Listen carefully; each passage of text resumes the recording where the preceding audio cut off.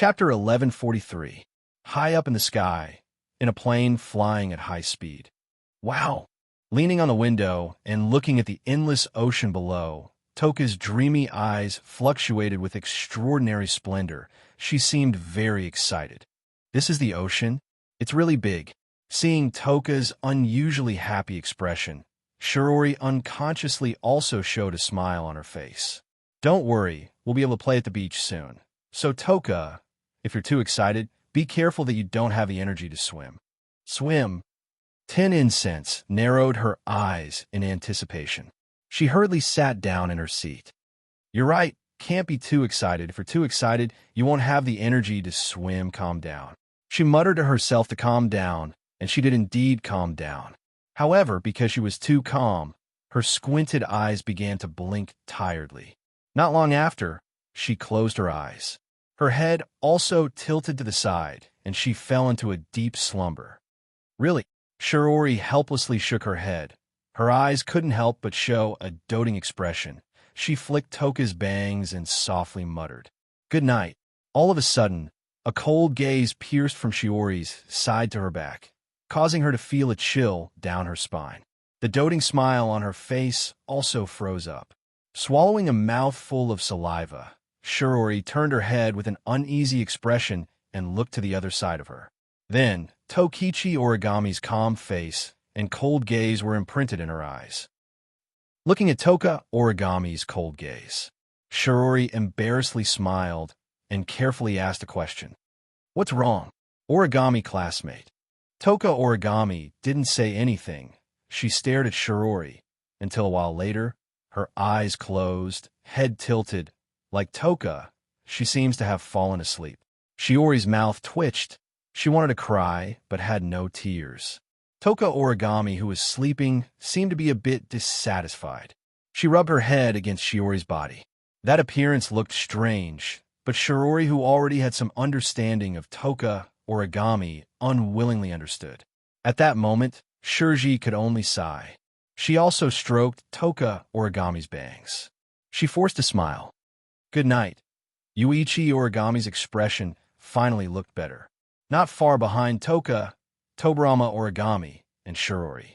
Irene raised the camera in her hand, adjusted the focus, and aimed it at Toka and the other two. To be more precise, it was aimed at the sleeping 10 Incense. After a few clicks, the photos were taken one after another. After pressing the shutter countless times, Irene put down the camera in her hand and stared at the sleeping Toka with a frown. This time, Irene's mission wasn't just to investigate 10 fragrances. She also had to investigate Wu Yin and Kurumi, who looked very similar to elves. However, since the beginning of her trip, she had seen 10 Incense and Wu Yin, but not Kurumi. What's going on? Irene muttered to herself with a frown. Why don't I see Nightmare? As soon as she said this, a magnetic voice rang in Irene's ears. Nightmare? Who is that? Alarmed, Irene abruptly turned her head to look behind her. As she did so, a face with a mysterious smile entered her field of vision, causing her heart to skip a beat. Is there another foreigner on the plane like Miss Irene? Wu Yin blinked his eyes, and he laughed in a weird manner. The foreigner with the name Nightmare sure has a personality. No. Irene tried to suppress her wildly beating heart. She tilted her head at Wu Yin in confusion. You are? Me? Wu Yin shrugged and smiled. Miss Irene, don't you know me? Someone took a photo of me just now. Irene's eyes trembled. She forced a smile. Is that so? I'm sorry. It's a job requirement. Ma, looks like being a photographer isn't easy after all. Wu Yin looked at Irene straight in the eye. He pointed at the seat beside him as if he's trying to strike up a conversation with Irene. Can I sit here? Hearing this, Irene subconsciously wanted to refuse, but when she thought that it would be easier to observe, she nodded her head. Of course. Thank you very much. Wu Yin bowed like a noble. He sat down beside Irene, and he handed her one of the 2 bottles of drinks he's been holding. If you don't mind, please have this tea, thank you. Irene took the drink from Wu Yan's hand with an unnatural expression. She didn't open it. She just held it in her hand. Most girls wouldn't eat or drink anything given to them by a guy they met for the first time. After all, she didn't know if the guy was up to no good. As for Irene, apart from this reason, there was also another reason. The one who gave her the drink was most likely an elf. Under such circumstances, how could he possibly drink a drink from the other party? Wu Yin didn't notice this, but he opened his drink and took a sip. He looked straight ahead and suddenly spoke. "Isn't Toka cute?" She didn't expect Wu Yin to say something like that. She asked out of reflex. "Why do you ask? Isn't it?" Wu Yin looked at Irene in surprise. "Miss Irene, haven't you been taking pictures of Toka? Isn't it because she's cute?" Irene's heart almost skipped a beat. Her originally unnatural expression became even more unnatural. She nodded perfunctorily in a slightly flustered state. "Well, that's true. Isn't that a little too perfunctory?" Wu Yin bitterly smiled as he took a sip of his drink. Then he leaned back in his chair. "Miss Irene, you've been taking pictures of me and Toka since we got on the plane. I thought you took a fancy to us and wanted to use our pictures as the cover of the travel agency's brochure." Hearing this, Irene's grip on the camera tightened. Even her breathing quickened a little as she forced a smile. I'm sorry. You and that lady have a unique temperament, so I couldn't help but take a few more pictures. Did I cause you trouble?" "Trouble? What a nuisance." Wu Yin tapped the cold surface of the can with his finger and chuckled. "Of course it's not troublesome to take pictures now. But if you take them back, we'll be in trouble, Irene's eyes wavered. Her smile became more and more feeble. It's just for the travel agency's brochure. It won't cause you any trouble. Is that so?"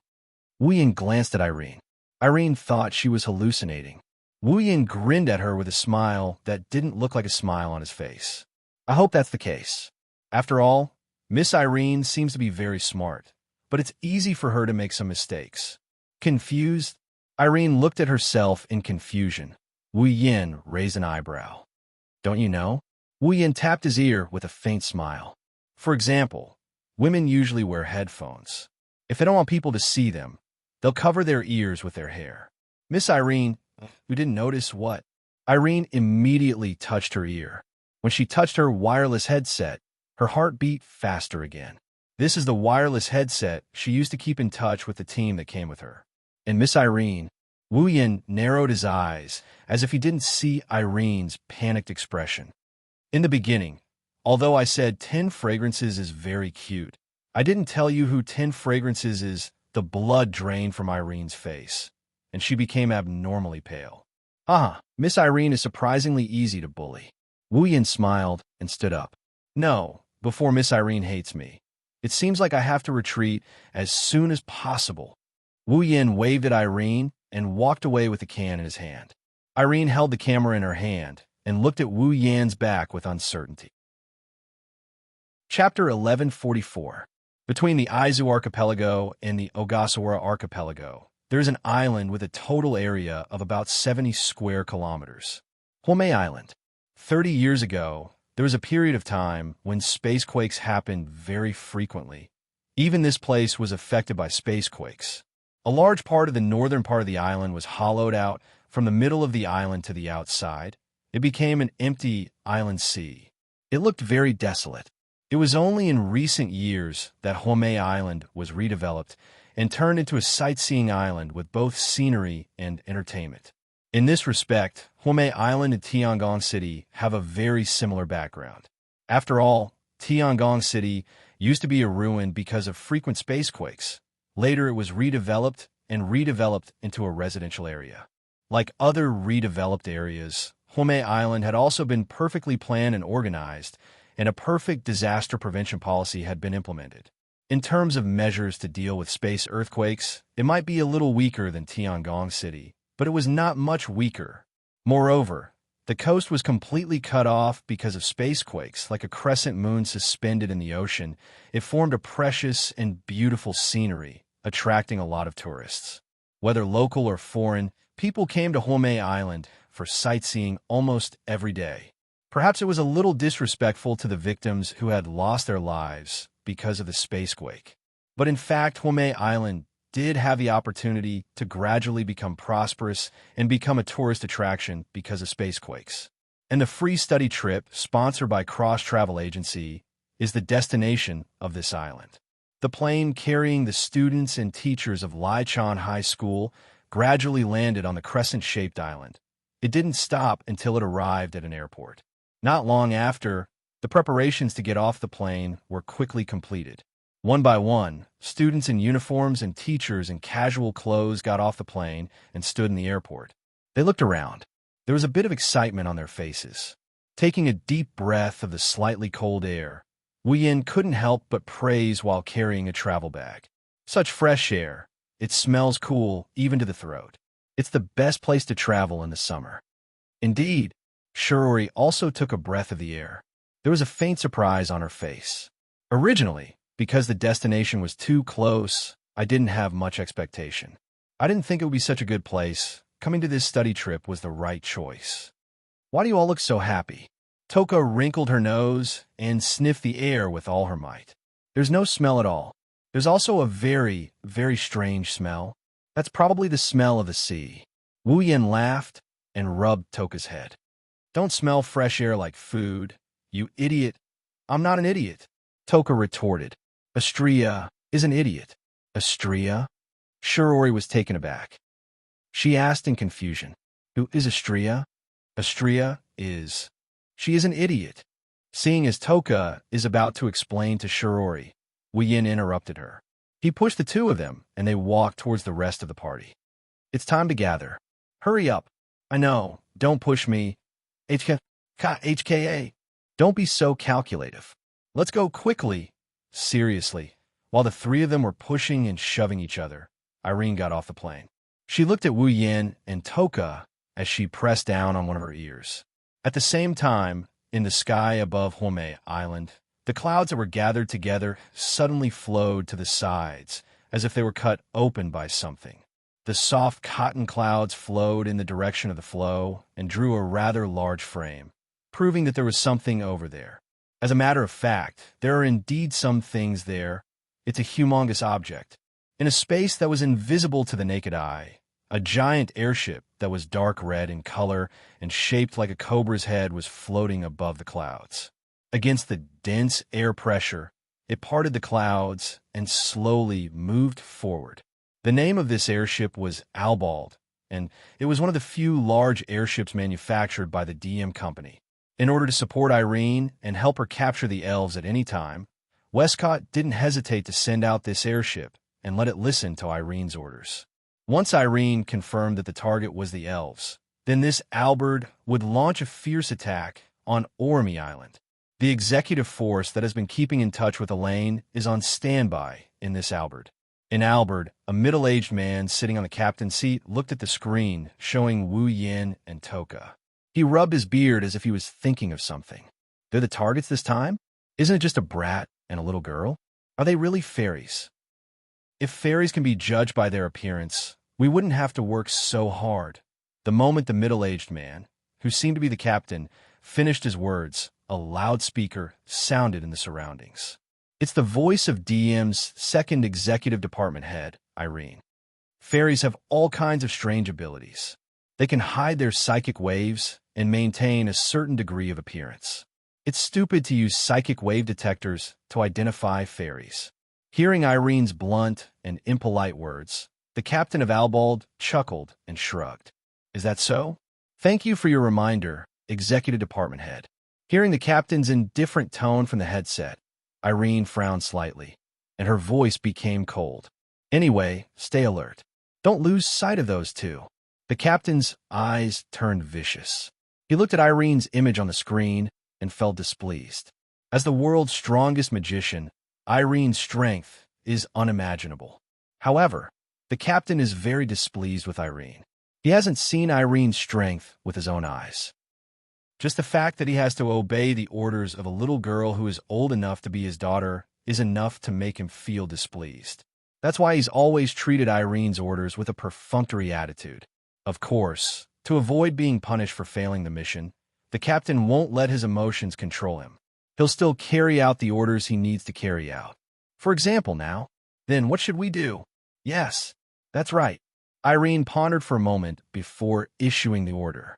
First, cut off the radio signal on Homie Island. At least make sure no one can stop us. Understood. The captain nodded expressionlessly. He waved at the crew below. Activate the hindrance domain. Cut off the radio signal. Yes, sir. A series of overlapping responses echoed in the air. Then, below the captain's seat, a group of Albert's crew members began to operate the computer. After a while, a thin layer of fog-like barrier shrouded the entire island. It was hidden in the void, and no one could see it. Homie Island's overall area is 70 square kilometers. It's able to activate the domain on the entire island. The scale alone is incomparable to AST. With this hindrance domain, other than Irene's special communication device, all communication between the island and outside will be cut off. In other words, no matter what happens on the island, AST won't be able to detect anything even if there's a space quake. Homie Island will become a place where the Dem can do whatever they want. The hindrance domain has been activated. The radio signal has been cut off. The captain reported word by word and casually suggested, "Do we need to send out the Bandersnatch?" Hearing this, Irene fell silent for a moment before speaking in a deep voice. "Have all the Bandersnatch on standby on Homie Island." What? The captain, who was just casually saying it, couldn't help but be shocked. All the Bandersnatch? Don't doubt your ears. Irene looked up at Wu Yan's receding figure. Her lips curled into an ugly smile. If I don't do this, I won't feel at ease. Chapter 1145. Fraxinus is in the sky above Homie Island. Captain, Captain. Standing on the edge of the command platform, Jean Na kept shouting into the communication device in front of him.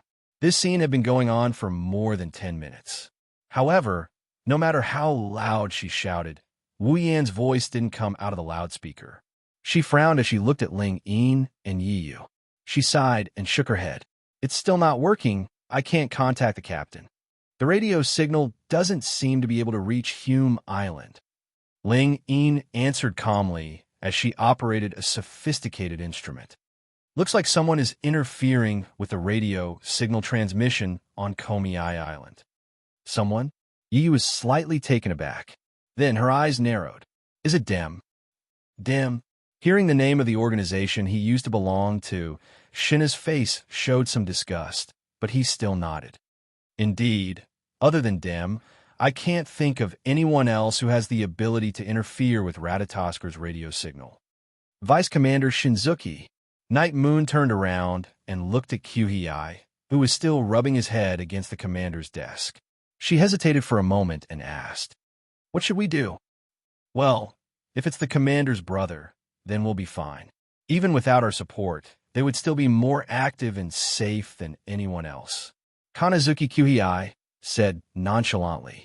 Many of Ratatasker's members were speechless. Shinna, Yu, and Ling Yin were the only ones who noticed that Shinzuki Kyuhei's careless and unreliable words were the most accurate analysis of the situation. The three of them looked at each other.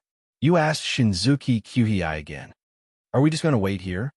"Well," Shinzuki Kyuhei rubbed his chin and muttered, "The commander's brother is strong. He doesn't need our support. However, the commander's sister and Toka are still on Homie Island. No matter how strong the commander's brother is, the two of them might be exposed to danger." Hearing this, the three of them were convinced that Kanazuki Kyuhei was not someone to be judged by his appearance.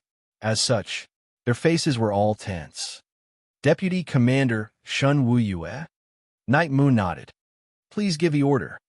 Hearing this, Shun Wu Yue stood up respectfully and waved his hand. It was only then that he looked like a deputy commander. "Switch the mode of the radio signal. Try to bypass the signal blockage. Compress all the radio waves into one line. Target Ido Shido's wireless circuit." "Yes, Miss Coyle." After giving the order, Kanazuki Kyuhei returned to his casual self. He said to Shinna, "Just in case, please go to Hiroshima Island and secretly protect Toka and the commander's sister." "That's exactly what I want." Jina smiled and jumped off the platform, running outside. Kanazuki Kyuhei groaned in disgust after Shinna left. He slumped on the platform and rubbed his face against Kotori's seat. Originally, I wanted to directly remove the invisible camouflage and let the Dem notice us. Then, we would have a big battle. This way, when the commander comes back, he will definitely punish me severely. How happy would that be?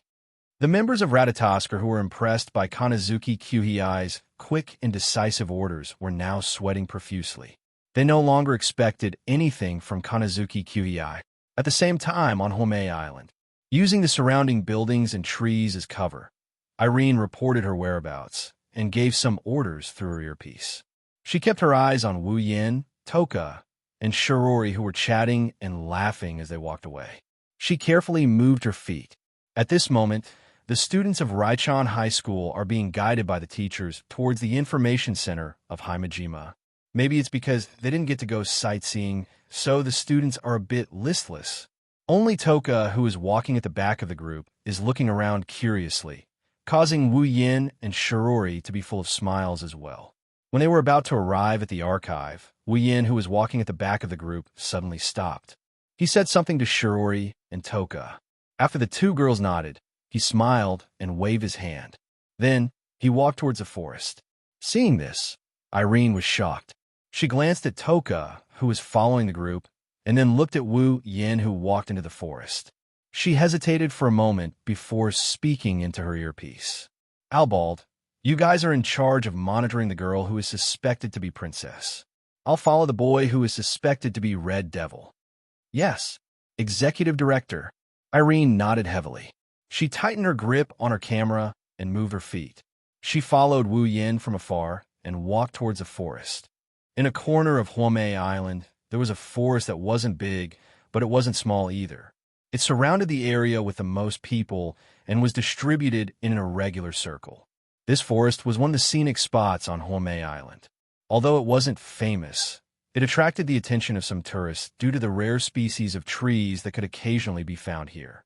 As for the forest itself, it wasn't very dense. In fact, it was a little sparse. Of course, the sparse trees were only relative to other forests.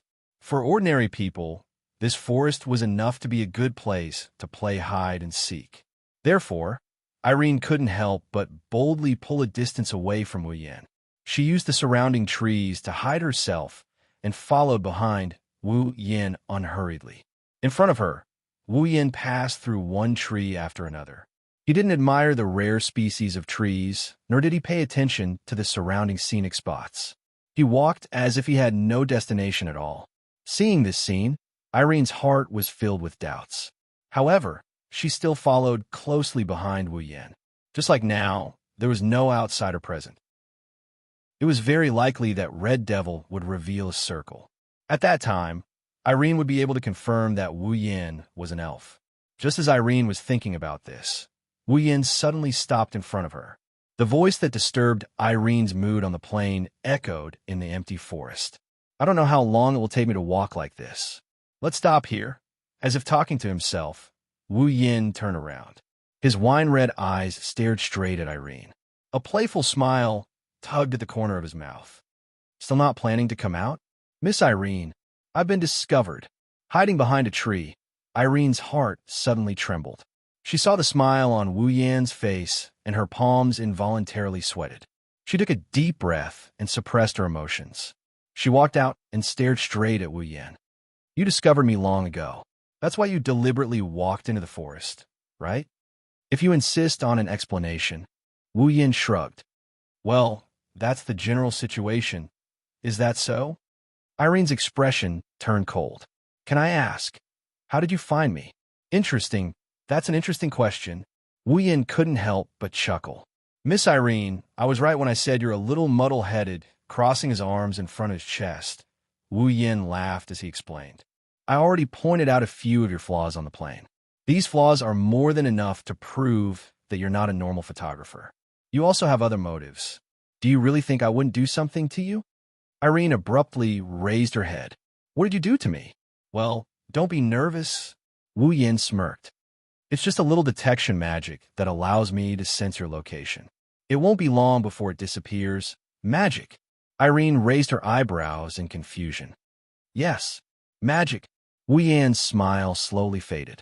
His expression was indifferent, but it gave Irene a strange sense of oppression. It's different from the fake magic that you magicians recreate with the help of the display device. It's real magic. Irene's eyes narrowed. Chapter 1146. His voice echoed in her ears. She felt like she fell into an ice cave. Her body temperature dropped at an unimaginable speed. She even felt a chill in her heart. Looking at Wu Yan's nonchalant expression, Irene more or less understood what's going on. His identity had been exposed from the very beginning. The man in front of her not only has magical powers, but he also knows her identity. Otherwise, why would he say something like magician that belongs to the combat personnel who control the CR unit? Perhaps he had already been exposed to them. Even secret information, such as the executive director of the DM, might be known by them. Thinking of this, Irene felt that her investigation along the way was like a clown's, and her face suddenly turned ugly. You really are the elf. The Red Devil. The Red Devil? Wu Yan frowned and scratched his face. Is that my identification name? Who gave me such an ugly name? Seeing Wu Yan's nonchalant attitude, Irene's ugly face faded away. It was replaced by a cold and emotionless face. You just have to answer me. Are you an elf or not? Oh. Wu Yan raised his eyebrows and smirked. At this point in time, even if I don't admit I'm an elf, you won't believe me, right? Wu Yan shrugged. Just think of me as an elf. If that's the case, all of you who have been pursuing fairies should be very happy. Hearing this, Irene once again confirmed her guess. It seems like you already know my true identity. Irene threw the camera in her hand to the ground and narrowed her eyes. If that's the case, please give up on your futile resistance and come with me. Is this the first thing you say after coming to the conclusion that I'm an elf? Wu Yan shook his head in disappointment. I was expecting you to say some unexpected lines, Miss Elaine. How boring. So, you're not going to cooperate? Irene's eyes also turned cold.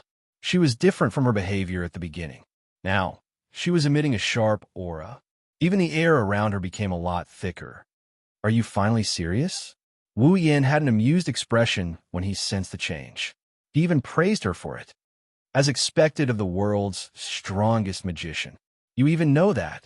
Irene's cold expression turned gloomy. How much do you know? I know everything I can, Irene said in a half-joking, half-serious tone. Wu Yan pretended to be deep in thought before he laughed out loud. For example, your identity, Ms. Irene, or that annoying guy from Westcott. Even Ike knows about it? Irene gritted her teeth and took a few steps back. Forget it. As for why you know so much, I'll interrogate you when we get back to the company.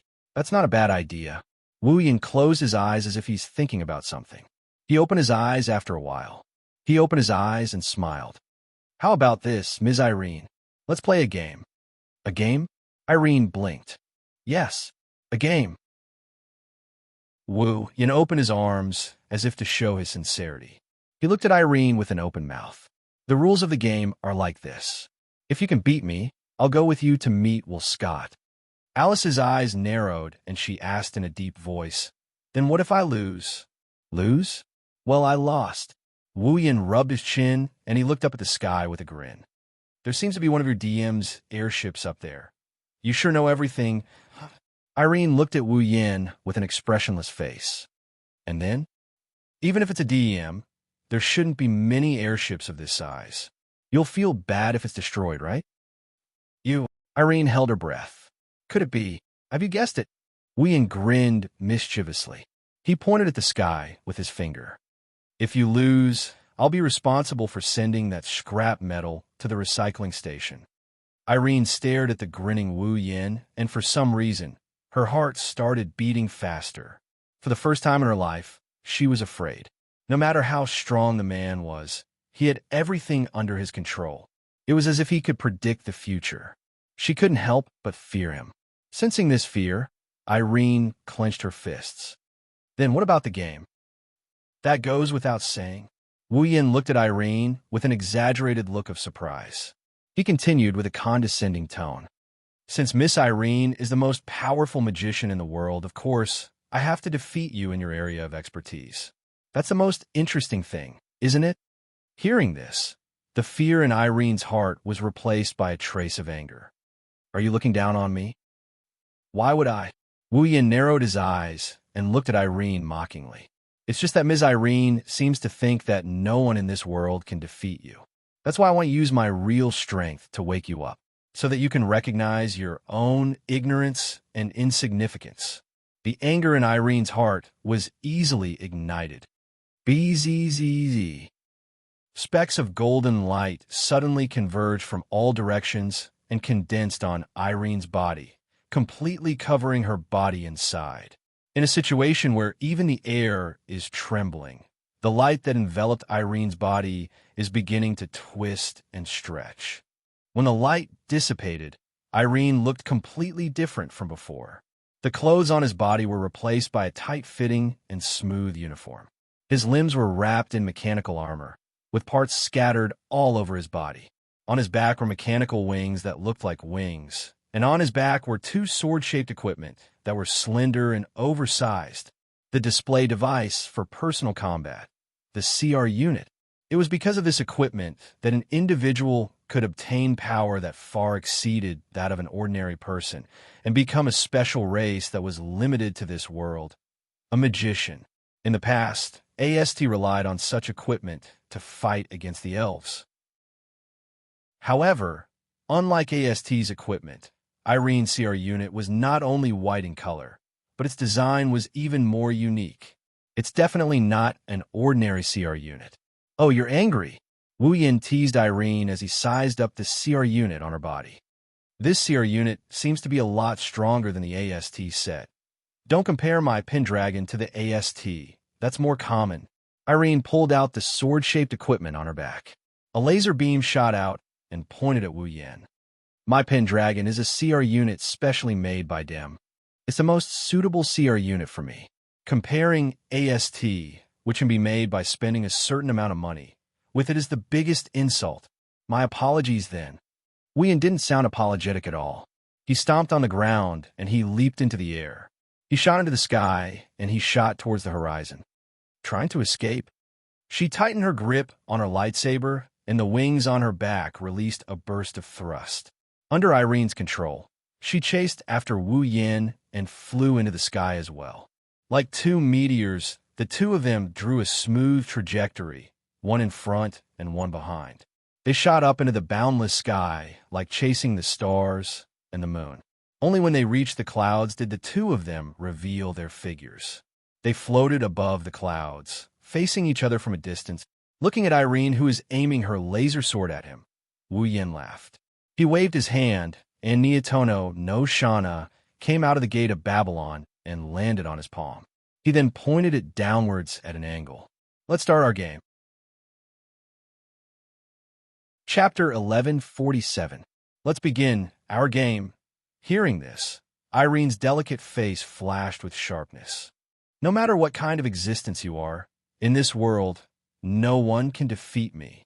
Irene waved the laser sword in her hand and pulled it to her waist. She held the sword with both hands and rushed out with the push of the ejector on her back. Wherever she passed, the sky filled with clouds was torn open. In a sonic boom, she rushed to Wu Yin like a hot knife through butter. Clang! Along with the crisp sound of metal clashing, a ferocious chi burst out from the center of the collision. Instantly, the clouds within a radius of more than 10 meters were blown away. It was as if something had exploded here, leaving a hole in the sky. Quite the strength. Wu Yin held Nian and Shana and looked up at the laser sword that was less than 10 centimeters away from his head. He gritted his teeth and swung Nian and Shana with all his might. Clang! The nimble blade landed heavily on the laser lightsaber. Immediately after, a ferocious force that no one could match was unleashed on the laser lightsaber.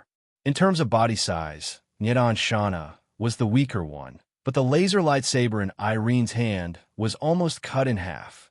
It wasn't that Nian and Shana didn't have the ability to cut the laser sword. Before it could be chopped apart, the laser sword, together with Irene herself, was blasted away by the force of a mountain. Irene once again tore apart the clouds in her path. It wasn't until she flew out a few hundred meters that she had the strength to adjust her body. With the push of the ejector on her back, she once again floated in the air. Her hand holding the sword couldn't stop trembling. She looked at Wu Yan with eyes filled with shock. Irene's special seer unit, Pandaragon, although it wasn't developed in terms of strength, it could still block the charge of any elf. It could even barely block the charge of an airship. But even so, his opponent was Wu Yan. He was still at an absolute disadvantage, and his laser lightsaber was almost cut in half. How could that elf be so strong? How could Irene know that she was a true ancestor? Wu Yan's physical strength was above that of ordinary demons, coupled with the purification and strengthening of the magical pond water. He had already reached a level where even the beastmen who excelled in physical strength could not match him. The power she had seen was but a drop in the ocean. What's wrong? Game over? Wu Yan's mocking voice echoed clearly in her ears as he looked at Irene, who was a few hundred meters away. If this is the strength of the world's most powerful magician, then I'm sure you'll be able to defeat him. That would be too disappointing. I'll make you regret saying that. Irene's face turned cold, and with a low shout, the laser lightsaber in her hand vibrated, and then traces of golden arcs flashed like electric arcs, and in the sizzling sound, a rich and strange energy burst out. Wu Yan furrowed his brow and mumbled when he felt the vast amount of energy coming at him. That's magic power? That's right. The energy flashing on Irene's laser lightsaber was the unique energy source used to power the display device in this world. Magic power. Huh. With a shout, Irene held the laser lightsaber in her hand, and her whole body was wrapped in the airflow that erupted from the ejector. With an oppressive wind, she suddenly flew out and stabbed fiercely at Wu Yan. She didn't learn to be obedient? This thought flashed through Wu Yan's mind, and then he slowly raised the Neen Temple Shana in his hand and blocked the path of the laser lightsaber. The next moment, the laser lightsaber and the Neen Temple Shana suddenly collided. Bang! In the midst of the explosion, the clouds in the sky dissipated inch by inch, blown away one by one. Ding! The tip of the laser lightsaber suddenly touched the blade of the Neen Temple Shana, and a violent shockwave swept out in all directions, and Irene's attack was still ineffective. But Wu Yan's expression changed slightly. That was because the golden electric arcs flashing on the laser lightsaber suddenly burst out and collided with the Neen Temple Shana. There was not much force behind it, but there was an indescribable repulsive force, and it knocked the Neen Temple Shana to the side. A faint smile appeared on Irene's face, but she did not hold back at all. She pulled the laser lightsaber back again, and in 1/100th of a second, she stabbed fiercely at the same position of the Neen Temple Shana that was slanting downwards. Ding!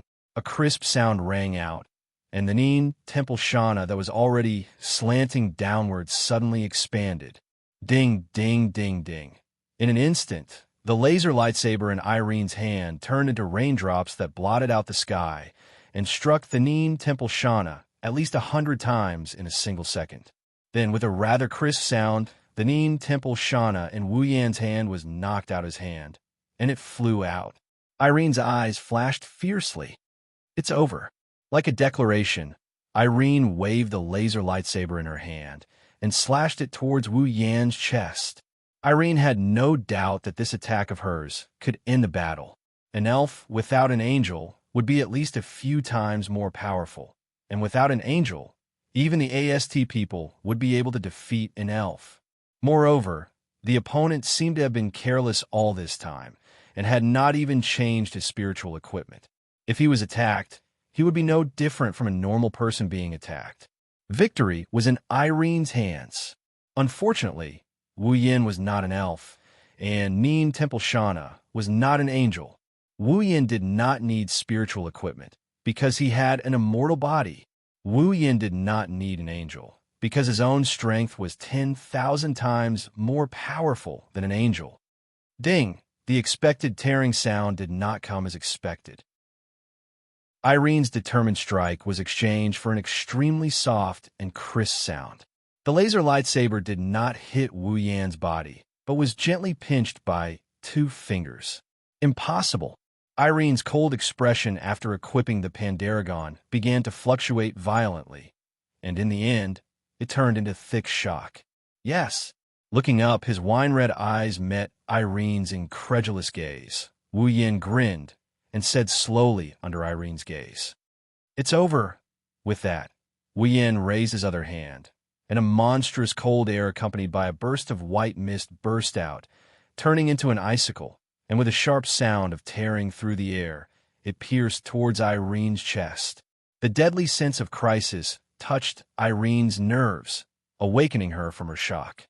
Looking at the icicle that was shooting toward her chest like a meteor, Irene's expression changed drastically. She didn't have time to think and shouted out softly, "Tertori, domain of will. Activate." A circle of dazzling green light spread out from Irene's body, and then compressed fiercely, forming a transparent green hexagon the size of a wash basin in front of her chest. The icicle did not slow down, and in an instant, it pierced the small shield. Boom!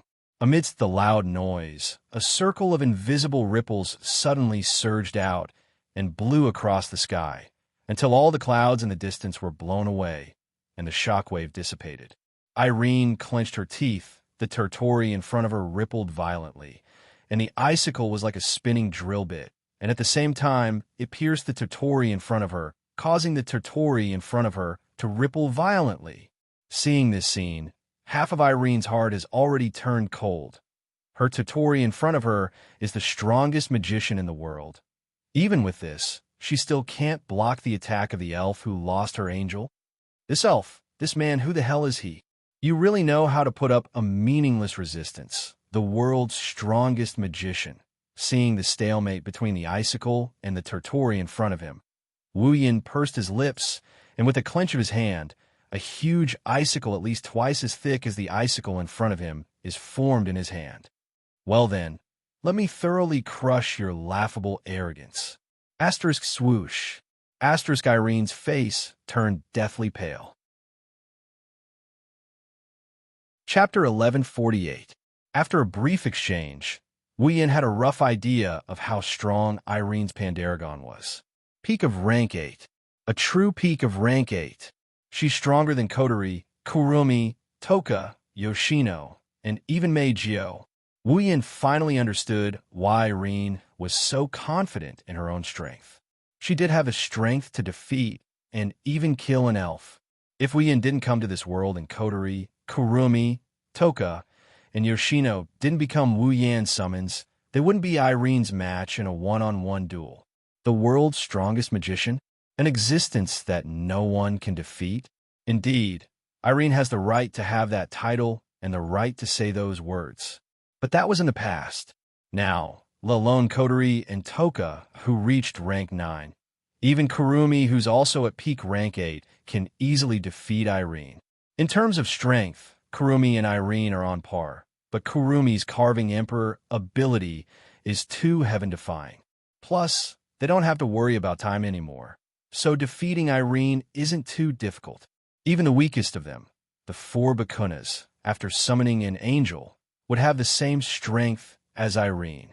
Because of Wu Yin, this variable, Irene. In this world, it was no longer the era where Alice was called the strongest. Of course, maybe there's someone Wu Yin doesn't know who can defeat Irene, but at least for now, the strongest in this world is Wu Yin. Wu Yin looked at the pale-faced Irene while holding the icicle. His wine-red eyes turned cold. With a wave of his hand, the thick icicle turned into a raging steel drill. It pierced through the air with a sharp explosion and pierced into Irene's domain of will. Clang! Irene's Tertori seemed to have been thrown into a giant lake. A loud sound of collision rang out as if she had stabbed into some kind of hard steel. A ripple that couldn't be controlled no matter how hard he tried. Oomph! The pale-faced Irene groaned. Her delicate body trembled as if she was struck by lightning. Her originally pale face turned paler and paler until there wasn't any color left in it.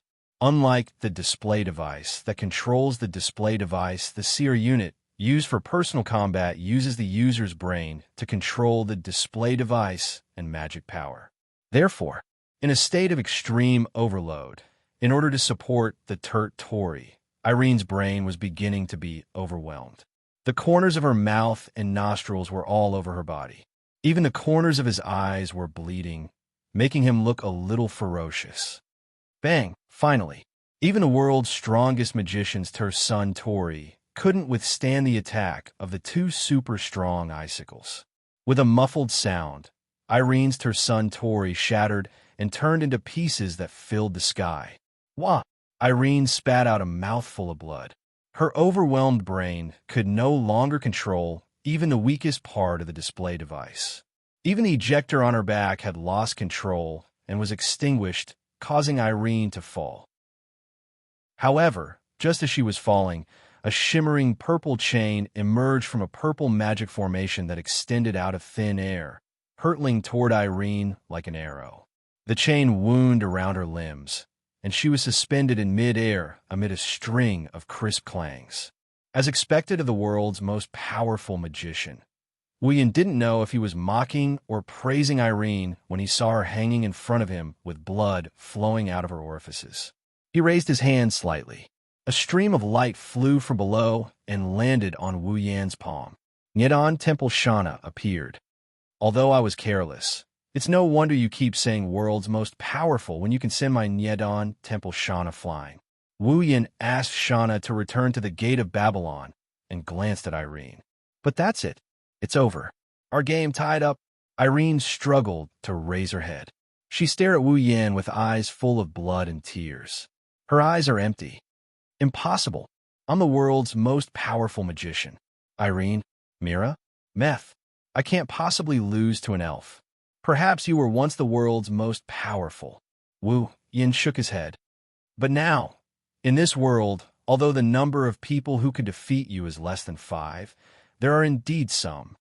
You're no longer the world's most powerful. I'm no longer the world's most powerful. Irene shuddered and shook her head as if she couldn't accept it. Impossible. Impossible. I'm the world's most powerful. Wu Yan looked at Irene sympathetically before he snickered. Looks like dim people like to be immersed in their own sweet dreams. Whether it's treating elves as prey or using unscrupulous means to achieve their goals, how disgusting. Wu Yan raised his hand and opened his palm. Traces of mana surged out and formed a magic formation the size of his palm. Then, at least let me free you. The magic array spun madly, carrying dense mana as it revolved. An attack containing a frightening wave of energy rolled out from the magic array. Just as the attack was about to erupt, Wu Yan's eyes narrowed. The hand holding the magic formation suddenly moved to his side and raised above his head. Whoosh! Almost at the same time, Wu Yan moved his hand above his head. An oppressive sound broke through the air. A huge beam of light fell from the sky and landed on the magic formation. Boom! With a muffled sound, the beam of light collided with the magic array at 0 distance, instantly stirring up a violent shockwave and spark-like light spots, fiercely bursting forth. The sudden pillar of light startled Irene, who was waiting for her death. She looked up as if she recalled something. Wu Yan snorted, and he tightened his grip on the magic formation. The magic formation expanded until it was as wide as the pillar of light. Then it exploded against the pillar of light. Boom! Amidst the roar, the magic array detonated the beam of light. Both of them turned into shock waves, sweeping out in all directions with the aftermath of the collision. If this had happened on the ground, the shock waves would have been enough to dig out a small piece of the ground. Wu Yan raised his head and followed Irene's gaze. Then, an airship with the head of a cobra came into view. Impossible! In Albald, the captain and the crew shouted in unison. Their eyes were filled with disbelief. The mana-condensing main cannon, just now, was fired using the maximum amount of mana generated by the entire airship. If the target had been changed to Kimui Island, the entire island might have been destroyed. But such an attack, actually, it was blocked by an elf and scathed. Albald's captain took a few steps back with a blank expression. He looked at Wu Yan's figure on the big screen. His eyes were filled with fear. Is this the power of an elf? Captain, suddenly, A crew member's horrified voice echoed throughout the airship. Because on the big screen, the elf that everyone was afraid of was facing their direction and opening her hand again. In her hand, two dark red magic formations with a diameter of about 2 meters overlapped. With the overlapped area as the center, the space around the magic formations began to crack inch by inch. In the next second, a white beam of light comparable to the mana condensing main cannon shot out from the cracked magic formation under the watchful eyes of everyone in Albald. On the screen, all the images were filled with intense white light. Like a meteor blooming in the sky, the white beam of light cut through space and even time, hitting a crimson airship in the sky and destroying everything in its path. Boom! Under the attack of the white beam of light, the dark red airship exploded in the sky. Chapter 1149. Dazzling light enveloped the entire place. The white light shot straight into the clouds and into the boundless sky. By the time the white light disappeared, Albald had already exploded. Amidst the flames and dust, it turned into fragments that filled the sky and slowly fell to the ground. If anyone was paying attention to these falling fragments, they would clearly see that during the process of falling, the crimson cobra head-shaped fragments of the airship trembled for a moment, then turned into feathers that emitted a soft white glow. Witnessing the entire process of Albald's death, Irene's pupils shrunk to the size of a needle before continuing to shrink. Looking at Wu Yin, who retrieved the dark red, overlapping magic formation as if he did something insignificant, Irene fell into a daze. He destroyed the airship with just one hit. Hearing Irene's dry voice, Wu Yin glanced at her and curled his lips. The sigh of the Dragon King, launched from the St. George's Sanctuary, had the power to kill a dragon, let alone destroy an airship. That's good too. I don't have to look for it myself. Wu Yin shrugged and chuckled.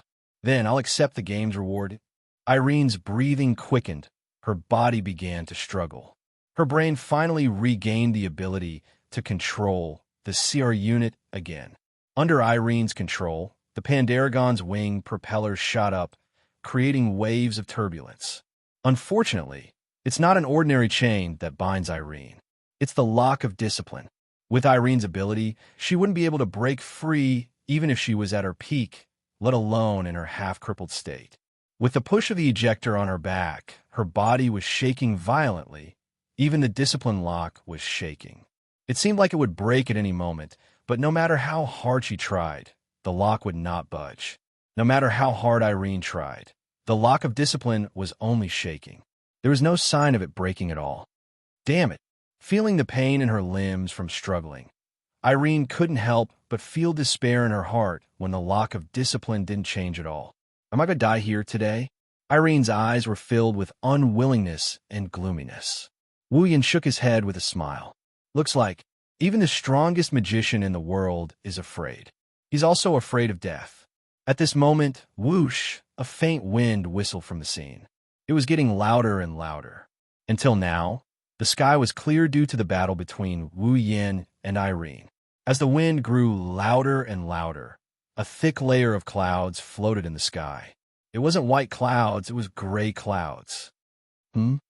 Sensing something amiss, Wu Yin and Irene stopped what they were doing. They looked around, and what they saw stunned them. What is going on? Irene forgot to struggle. Confusion was written all over her face. Wu Yin frowned when he saw the dark clouds covering the area like a tidal wave. Suddenly, the gray clouds began to spin, forming a huge whirlpool. The whirlpool spun at an extremely slow speed. At this moment, the sky and the dark clouds seemed to have been sucked in by an invisible giant hand and were stirred up violently. The spinning speed became faster and faster, and in the end, the dark clouds in the sky formed a cloud vortex at a speed and scale that defied common sense, and spun rapidly. Then, the surrounding scenery began to change at an alarming speed. The clear sky turned into dark clouds. It was like the gloominess before a storm. The calm and tranquil world suddenly turned into a typhoon with strong winds. The calm water surface turned into turbulent waves that crashed in all directions.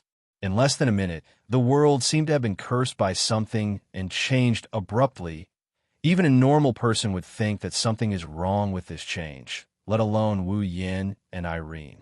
This is reacting from a sudden change. The two of them actually looked at each other, and both of them became suspicious. Crackle. While the two of them were still in a baffled state, a wave of thunderous sound swept out in all directions from the distant horizon. It resounded throughout the world and attracted the attention of the two people present.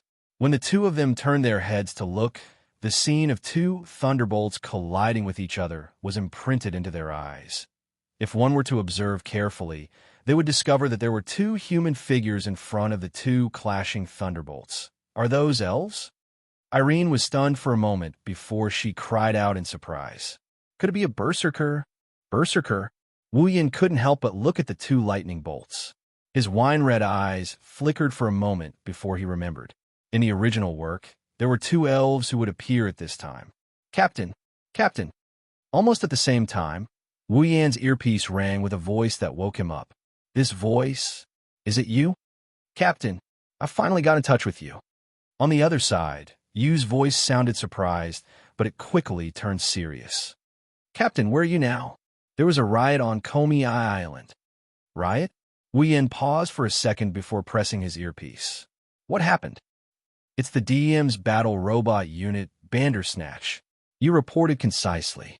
Just now, the DM's Bandersnatch unit attacked Komi Island. Their target seems to be Toka. Wu Yan's expression changed, and he quickly inquired. Are Toka and Shirori okay? Don't worry, Captain. Captain. At this point, Yi Yu's voice carried a hint of a smile. When a radio signal on Komi Island was blocked, Shinatsu ordered Shinatsu to secretly protect Toka and Yamahara-san. That's why everyone on Komi Island is fine. The Bandersnatch unit suddenly stopped operating. Shinatsu told me to contact you and said that the matter was almost resolved. I didn't expect you to actually get in touch with him. Shinatsu, huh? Wu Yin sighed in relief. That was a great help. It's just as Kotori said. Underestimating him is bad. That's true. You agreed. But why did the operation of the Bandersnatch unit and the interference radio signal stop? Wu Yin chuckled as he looked at the spot where Albadel was standing. It's probably because I destroyed the main body. It's nothing. Wu Yin shook his head and looked at the two clashing lightning bolts. Something happened on my side as well. I need some time to deal with it. Before that, keep an eye on Toka, Shirori, and Komi Island. Let Shinatsu deal with it. Understood, Captain. Nodding, Wu Yin ended the call. He turned around and looked at Irene, who was staring at him in a daze. He raised his hand once more. I'm sorry. Mana surged out of his palm and swirled, forming a mana vortex. I don't have time to deal with you. Irene's expression changed drastically. She clenched her teeth. Wu Yin smiled wickedly. Let's play another game. Wu Yin grinned as he held the mana vortex in his hand. The game is about your life and death. Wu Yin narrowed his eyes, ignoring Irene's reaction. If you can survive this attack, I'll accompany you to see Will Coat the next time we meet. As soon as he finished speaking, the magic vortex that resembled spinning flames suddenly flashed violently. Boom! The ferocious magic power struck Irene's body and engulfed her in thick smoke. Not long after, Irene fell from the smoke like a kite with a broken string. She fell into the vast sea below. Wu Yin looked at the two lightning bolts colliding with each other in the storm. He turned around, and he disappeared from where he stood. Chapter 1150. The vast sky was gradually occupied by the strange rotating dark clouds.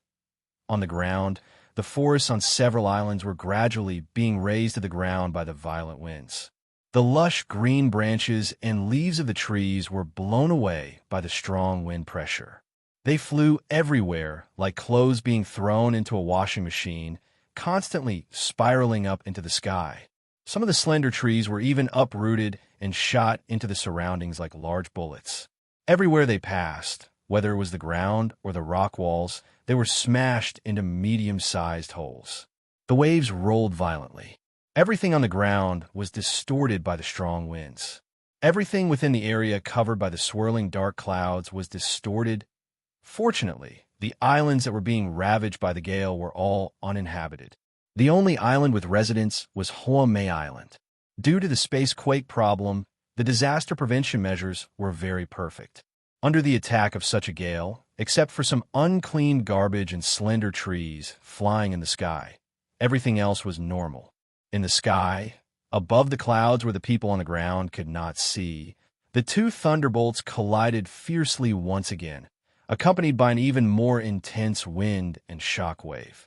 Then they separated, circled, collided again, and circled again. This repeated repeatedly. Every time the two thunderbolts collided, a violent shock wave would be created. Every time the two thunderbolts circled, a violent wind would blow. As they continued to collide and circle, the dark clouds in the sky became denser and denser. The force of the rotation was also gradually increasing. At the same time, even the surrounding storm was gradually becoming stronger, sweeping everything under the sky unscrupulously. If this continued, it wouldn't be long before the storm became so strong that even the disaster prevention measures on Hume Island couldn't withstand it. At that time, it would be a true disaster, no less than a spatial earthquake. It would descend on Hume Island. Bang! A dull thud rang out once again. This time, the collision seemed to be more violent than the previous one. The time and distance between the two thunderbolts had been extended by quite a bit, causing the surrounding storm and swirling dark clouds to stagnate slightly. Perhaps they were tired. The distance between the two thunderbolts increased. After circling in the sky for a while, they stopped. They floated in the air, facing each other from a distance, and didn't collide again. At the same time, the thunderbolts gradually dissipated, revealing two figures inside. They were two beautiful girls in their prime. They were about 16 or 17 years old, not much different from high school students. Both of them had orange hair, silver eyes, delicate facial features, and slender figures. Different from their beautiful appearances, the attire of the two girls was extremely unique.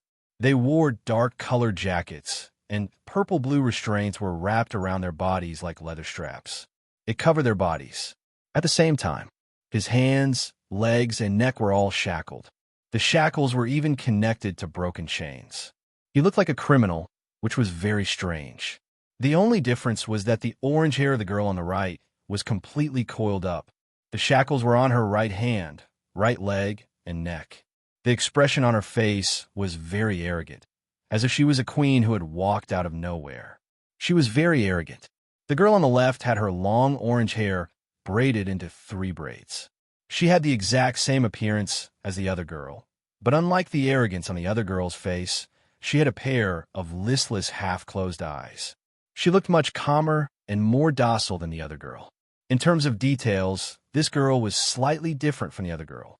The style was similar, but the shackles were on the opposite side. They were on the neck, left hand, and left foot. They had the same appearance and the same outfit. Different hairstyle, different temperament.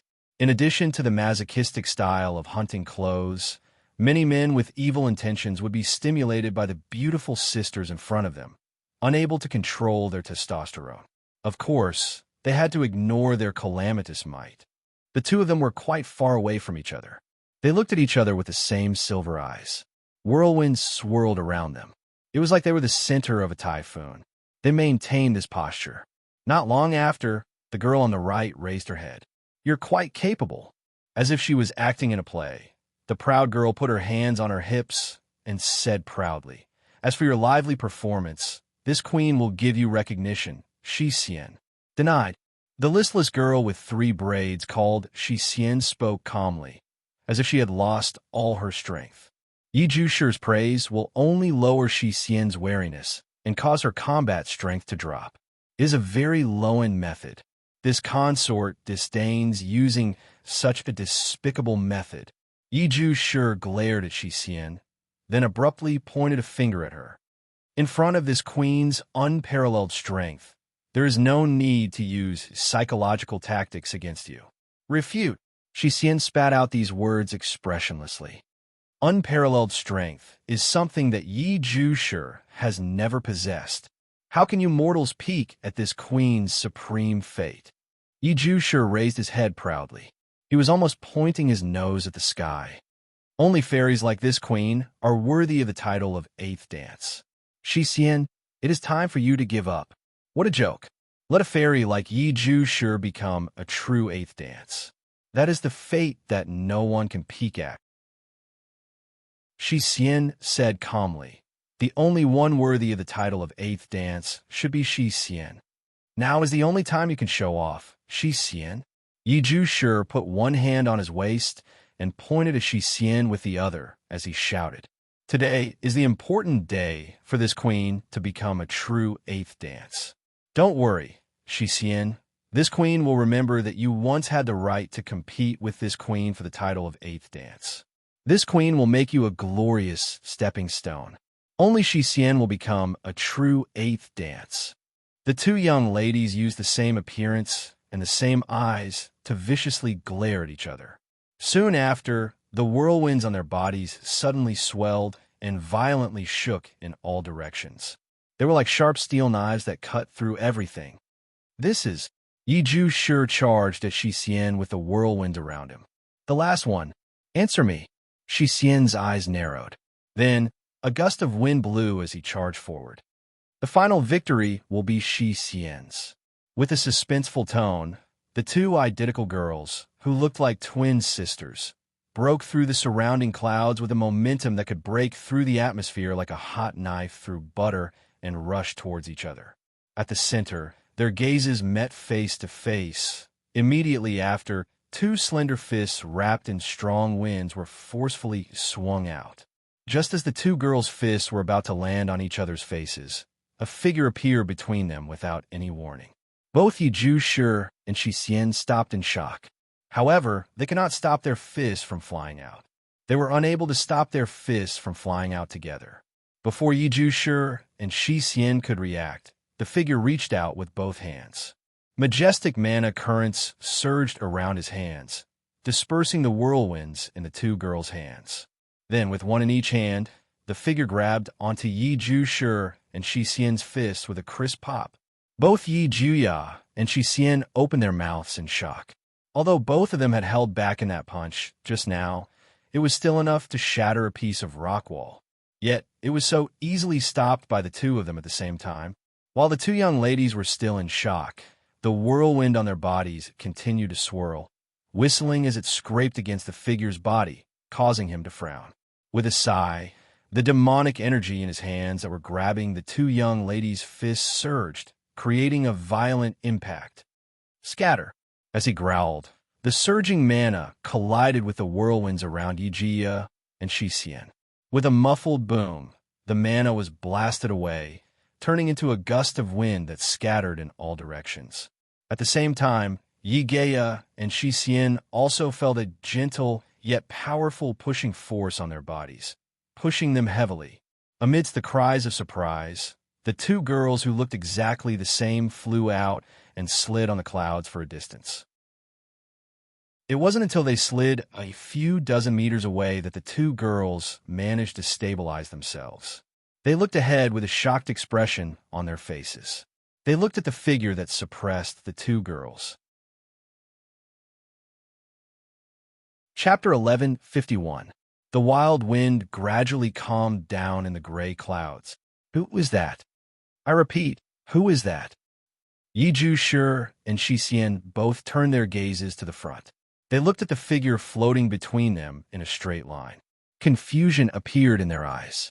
Feeling the two beautiful girls looking at him at the same time, Wu Yin lightly exhaled. He glanced at the two of them with an almost imperceptible glint in his eyes. Bawu Yi Juya, level 73. Bawu Shi Xian, level 73. Yasuo. Wu Yin narrowed his eyes as he looked at Yaguya and Yushin. Their images matched perfectly with the images in his mind. They're the Bawu sisters? That's... Yi was surprised to see the Bawu sisters on the screen in Fraxinus. She looked at Ling Yin. Could those two elves be berserkers? Ling Yin looked up with dark circles under her eyes and glanced at the Bawu sisters. After a while, she nodded. Indeed, those two elves are berserkers. Wu Yin couldn't help but frown when he heard the conversation between Ling Yin and Yu. Looks like everyone knows the sisters. Well, we don't know each other. Yu shrugged. Well, we don't know each other. I'm sure there are very few people who don't know about elves. Oh. Wu Yin glanced at the sisters who were sizing him up. How should I explain this? Night Moon pondered for a moment, and then said, in every region of the world where spacequakes have occurred, the reaction of these two elves in the reality has been detected. Every region of the world? This time, Wu Yin is surprised. So you're saying that the sisters have caused spacequakes in every region of the world? That's not it, Yu denied. Indeed, every time Berserker appeared, it would cause a huge spatial quake. The scale of the spatial quake was even greater than that of Shixiang and Shawani. However, the two of them always appeared in the sky where there was no one around. That's why. The spacequakes they caused didn't hurt anyone. Spacequakes didn't hurt anyone. Wu Yin raised an eyebrow. It sounds like there's another reason for them to be hurt. Yes. Yu's tone was heavy. Although the spatial tremors caused by the two elven sisters didn't harm anyone, they would always appear together in the reality realm, and they would immediately start fighting each other every time they appeared in the reality realm. In addition, they were elves who could control the wind. As a result, it's like a typhoon with self-awareness. While they were making a ruckus, they destroyed everything in their path, didn't they? Wu Yin didn't know whether to laugh or cry as he looked down at the uninhabited island that was ravaged by the turbulent ocean waves. He shook his head. So that's why the ID name is Berserker? How fitting. That's right. Yu said helplessly. It's unintentional. However, the disasters they bring to the world are real, and they're often exposed to the public. They're the most troublesome pair for organizations that want to keep the existence of elves a secret. Therefore, no matter if it's Ratatosk or AST, they've listed this pair of elven sisters as their priority target. Unfortunately, the movement, range, and speed of this pair of elves who can control the wind is just too terrifying. So far, no one has been able to fight them face to face. I didn't expect to meet them here. As she spoke, Yu's spirit became excited. If we can seal the sisters, we'll be able to reduce a lot of disasters and solve a huge problem. This is a great opportunity. I'm sure the captain and the commander will be happy to hear about it. Is that so? Wu Yin scratched his cheeks. He turned around and he looked at the Baku sisters. That's right. Let me see how capable these two willful sisters are, Captain. Yu was speechless. She wants you to use peaceful means to interact with them. Don't fight like last time when you met the seducer Meijio. Oh, Wu Yin had a mischievous grin on his face. Well, I'll try my best. The Bawu sisters who were waiting for Wu Yin to make a move were getting impatient. Hey, the man over there. With a fearless look on his face, Yakuya glared at Wu Yin with a sharp gaze. I don't know who you are, but don't you know it's rude to interfere with a duel? Agreed. Shi Xian also glanced at Wu Yin. It's not that Shi Xian wants to agree with Yi Juya, but the duel between Shi Xian and Yi Juya is very important. If possible, please don't interfere. Wu Yan's lips twitched when he heard Yakuya's arrogant declaration and Yu Xian's unique way of speaking. He tossed Yu's advice to the back of his mind. Do you think you're very polite when you say someone is rude? In Fraxinus, whether it was Night Moon, Ling Yin, Godless Moon, or the other members of Ratatosk, they couldn't help but cover their faces. Their faces were filled with pain. Yakuya widened his eyes, and he glared at Wu Yin with even sharper eyes. Can I take what you said as an insult to the Bawu sisters? Of course. Shi Xian's tone also revealed a faint displeasure. Shi Xian has never done anything rude.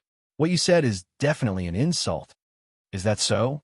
Wu Yin smiled bitterly and pointed at the islands below. Then please open your wise eyes and look at what you've done to those islands. Yi Juya and Shi Xian were stunned. They looked down and saw the uninhabited islands. They looked at each other and looked at Wu Yin. Isn't it just a few uninhabited islands? Is there a problem? Yes. Shi Xian would like to know the answer too.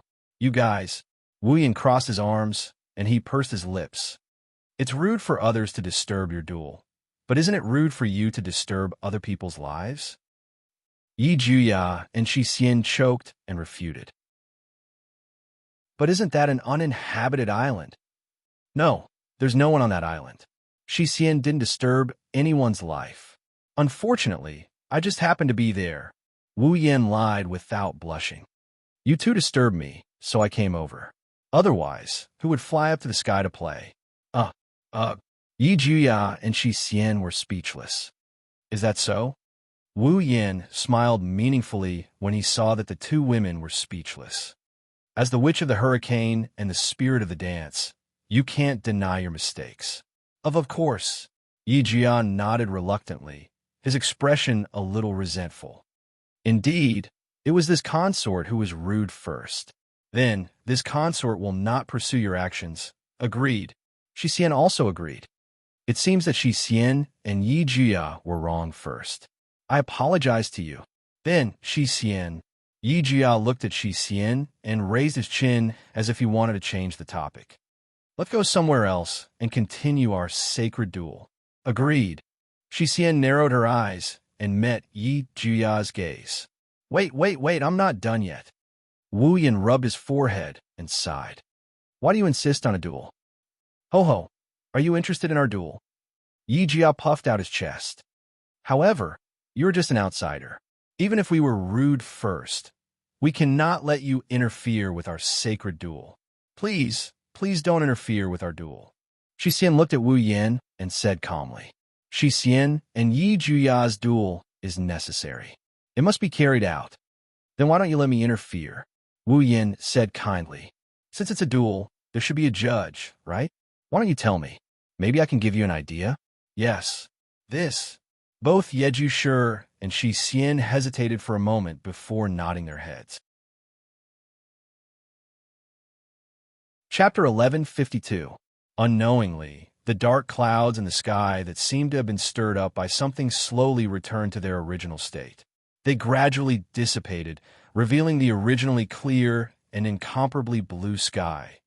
The sea gradually calmed down. The wind was calm, and the waves were calm. Warm sunlight poured down and covered the messy and uninhabited islands. If it weren't for the remnants of the storm on the islands, everything that happened just now would have been treated as a dream. In the boundless sky, 3 figures were floating in the air. 2 of the slender figures were saying something to the figure in the middle. From time to time, they would compliment each other. Their tacit understanding couldn't be any better.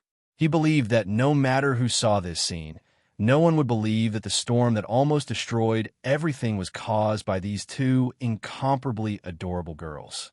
They also wouldn't believe that before that, the 2 had a life and death duel. In other words, Wu Yin rubbed his chin as he looked at the 2 sisters floating in front of him. They had the same face, but completely different temperament and mannerisms. Simply put, you 2 were originally the same sprite, named Baowu, but after who knows how many times you appeared, you mysteriously split into 2. Even Baowu's original personality disappeared. Wu Yin frowned as he combined the information he got from the Baowu sisters and his own memories of the original plot. Then, you 2 will one day return to being the same person. When that time comes, the 2 of you will have to decide on one of you as the main personality. The other will disappear unconditionally, right? Yes. As expected of the man who can stop us Baowu sisters from dueling. Yi Juya raised his chin in an exaggerated manner and crossed his arms in front of his chest. The situation is as you said. Add on. Compared to Yi Juya, Shi Xian's expression was much calmer. That's why Shi Xian and Yi Juya kept dueling to decide who will be the main personality of Baowu in the future. Is that so? Wu Yin nodded thoughtfully, but the frown on his face didn't disappear. That doesn't make sense. I've seen a lot of dual personalities, but I've never heard of another personality disappearing. Indeed, whether it was Kotori who had 2 personalities or Nagisa and Agurola who were originally different but now merged into one, there was no danger of the other personality disappearing. Logically speaking, dual personality disorder should also be allowed to exist, that kind of thing. Only the goddess of fate would know. Yi Jia's tone had a hint of unspeakable gloom. Explanation. This is something Shi Xian and Yi Jia knew from the moment they were born. Shi Xian's expression didn't change. Shi Xian didn't change her expression, but she looked away. Shi Xian and Yi Jia don't know why this is. This is really tricky. Wu Yin scratched his cheeks. He could see that the two girls are depressed to varying degrees. Wu Yin had a rough idea of their situation, so he changed the topic. But you guys are just split sprites, and yet you guys are so strong. If you guys return to your original form, I'm afraid the real Yatan would be on par with Irene. Wu Yin bitterly laughed. So the two of you are the real hidden bosses, of course. Yi Jia straightened his back when he heard Wu Yan's words.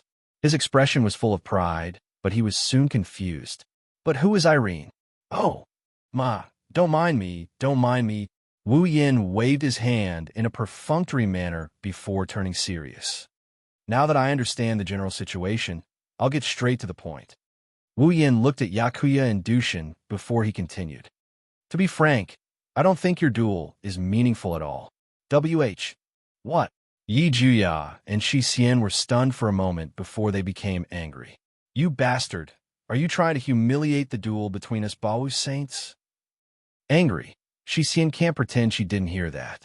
For the sake of survival, Shi Xian and Yi Juya's duel is significant. It's useless even if you're angry at me. As a judge, I have to give you a fair answer, right? Wu Yin was calm when he saw how angry the Baowu sisters were. Think about it. You were originally one entity, but when you split, you became two independent existences. But at the root of it all, you're still the same person. You're equal in power, and your spiritual equipment is the same. Even the angel was split into two and became your trump card. Tell me, do you think it's possible to win if you continue fighting like this? Yaguya and Shi Xian, whose faces were filled with anger, were stunned. They looked at each other and fell silent. But there's nothing we can do about it, Yi Jia said in annoyance. We've tried everything we can, but we still can't come up with a winner. I really can't think of any other way to determine a winner. Depressing, Yukinori is the same. I can't think of a good way to duel. Yukinori slowly shook her head. She looked at Wu Yin with her listless eyes. Do you have a better way to duel, Mr. Notary? Yagi sure, and Shi Xian looked at Wu Yin at the same time. Wu Yin didn't understand the glint in their eyes, but he could roughly guess what they were looking at him with. He sighed. Even if you say that, I can't think of a better way. What? Yi Juya pursed his lips in disappointment. Then he thought of something and his eyes lit up. He clapped his hands. I got it. His sudden shout startled Wu Yin and Shi Xian. They looked at each other when they saw how excited Yokosuka was to the point that he even removed the Hongnong prefix. What did you think of? Shi Xian wants to know too. Keek keek keek. Yi Jia looked at Wu Yin. When Wu Yin felt that something was wrong, he looked at Shi Xian. Shi Xian, there seems to be one thing we haven't done in our sacred duel. Shi Xian tilted her head and asked. Ask, what is that? Yakuya smirked. He pointed at Wu Yin as if he was making a declaration. He spoke with a loud and clear voice, emphasizing each and every word. Our duel has yet to determine a winner, and that is charm. Charm. Both Shi Xian and Wu Yin were stunned. Their expressions turned strange. Yi Juya, you're not thinking of seducing me with Shi Xian, are you? Oh? As expected of the notary of our duel. Yi Jia said excitedly. What do you think? This is a good duel, right? Response, I see. Yuxia nodded. She looked at Wu Yan. Indeed, this is a duel we haven't done before. It's perfect for the final duel. That's right. Wu Yin was stunned when he saw the two sisters talking to each other. Then he laughed. What are you laughing at? Yakuya furrowed his brows, and he glared at Wu Yin. Is there something strange about this consort's decision? I agree. I don't know why, but I have a bad feeling about it. Shi Xian frowned and said to Wu Yin, Mr. Notary, please give me some pointers. Nope. Wu Yin laughed while waving his hands at the two girls. It's just a little weird. What's weird about it? Yi Jia stared at Wu Yin. He looked like he would pounce on him at any moment. Are you mocking my charm? Do you think I can't seduce you? Well, that's pretty much what I mean. Wu Yin shrugged and laughed. Although the two of you are very cute, there are also many cute girls around me. After being together for so long, I have already honed my extraordinary willpower. Can you really do it? The last question successfully ignited the fire in the hearts of the Bawu sisters. Hey, Shi Xian, it seems like we can only do it. I agree. Looking at the fiery eyes of his sisters in front of him, Wu Yin suddenly felt like he just smashed his own foot with a rock.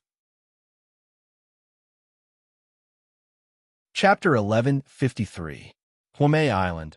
Archive. The sky was pitch black, and the howling winds were visible to the naked eye. Like sharp blades, they sliced through the surroundings, blowing all the lighter objects on the ground into the air. Outside the window, the trees slanted more and more under the strong wind. Even though there was a wall between them, the sharp sound of the wind could still be heard clearly by every student who came to Zen High School. Some of the more timid students turned pale and trembled all over. There is nothing they can do about it. Originally, they had planned to travel here happily. Who would have thought that the change in the weather would be so abnormal? Just a second ago, he was still rushing towards the archive, but in less than a minute, the clear sky suddenly turned dark. The calm ocean suddenly became turbulent, and the strong wind suddenly blew. And in a short moment, it became a strong storm that could even blow people away. By the time the students of Chan High School followed the instructions of the teachers and arrived at the archive, the outside world had completely turned into a world of storms. Looks like it won't stop for a while. Shirori sighed as she looked at the thick glass windows that kept shaking under the strong wind and the creaking sound that could break at any time. This weather, it won't last until the end of the trip, right? That would be really bad. Ew. Toka's face is full of regret. But more than that, she is worried. Shido, it should be fine, right? Shirori paused for a moment before recalling the incident where Wu Yin left the team on their way to the data center. Worry surfaced on her face as well. It should be fine, right? Wu. Hearing Shiori's words, which didn't sound like an affirmative sentence, Toka couldn't help but become more worried. Her purple eyes looked at the strong wind outside the window. She gritted her teeth and rushed towards the door. I'll go find Shido. Wait, Shirori exclaimed. She grabbed Toka's hand. In this weather, even if you go find Shido, you won't be able to walk properly. You might even be blown away. It's useless. But Toka's worry turned into anxiety. Even her heart is full of anxiety. At this moment, a voice filled with surprise and joy reverberated above the archive. It attracted everyone's attention. Look, it's sunny. All the students and teachers hurriedly gathered in the direction of the window and looked up at the sky. They didn't know when the dark clouds had scattered, but the blue sky had revealed itself. The distant sea gradually calmed down, and the wind also stopped. It stopped. It really stopped. That's great. I thought this trip was going to be scrapped. I hope the weather doesn't change so much. The entire archive was suddenly filled with a mixture of surprise and joy. Even the teachers had smiles on their faces. Looking at the sky outside the window that had once again returned to its clear state, he repeatedly sighed with emotion. They are sighing about the magical weather. It's good when it's good. It's bad when it's bad. There was no warning at all, and they were almost caught off guard. It's true. It's sunny. Toka pressed her face against the window. With a touch of joy on his face, he turned around and ran through the densely packed Chan High School students toward the entrance of the information center. Toka, Shirori also hurriedly followed behind Toka and ran to the door. The group of students and teachers didn't seem to want to stay in the lifeless library anymore. They all ran out one by one. Just as 10 Fragrances, who was running at the front, was about to open the door of the archive and rush out, the door that was less than 3 or 4 meters away from 10 Fragrances suddenly opened by itself, giving 10 Fragrances a fright. Then, the person Toka was looking for appeared at the door, Shido. Toka's face is happy. Just as she was about to rush over, her body stiffened. She can't move anymore. No, it's not just Toka. Even Shirori and the other students and teachers behind her are frozen on the spot. Looking at Wu Yin standing at the door, they are silent. Even though there was a big typhoon just now, Wu Yin didn't have any injuries on his body. Even his hair and clothes are in perfect condition, not a single bit messed up.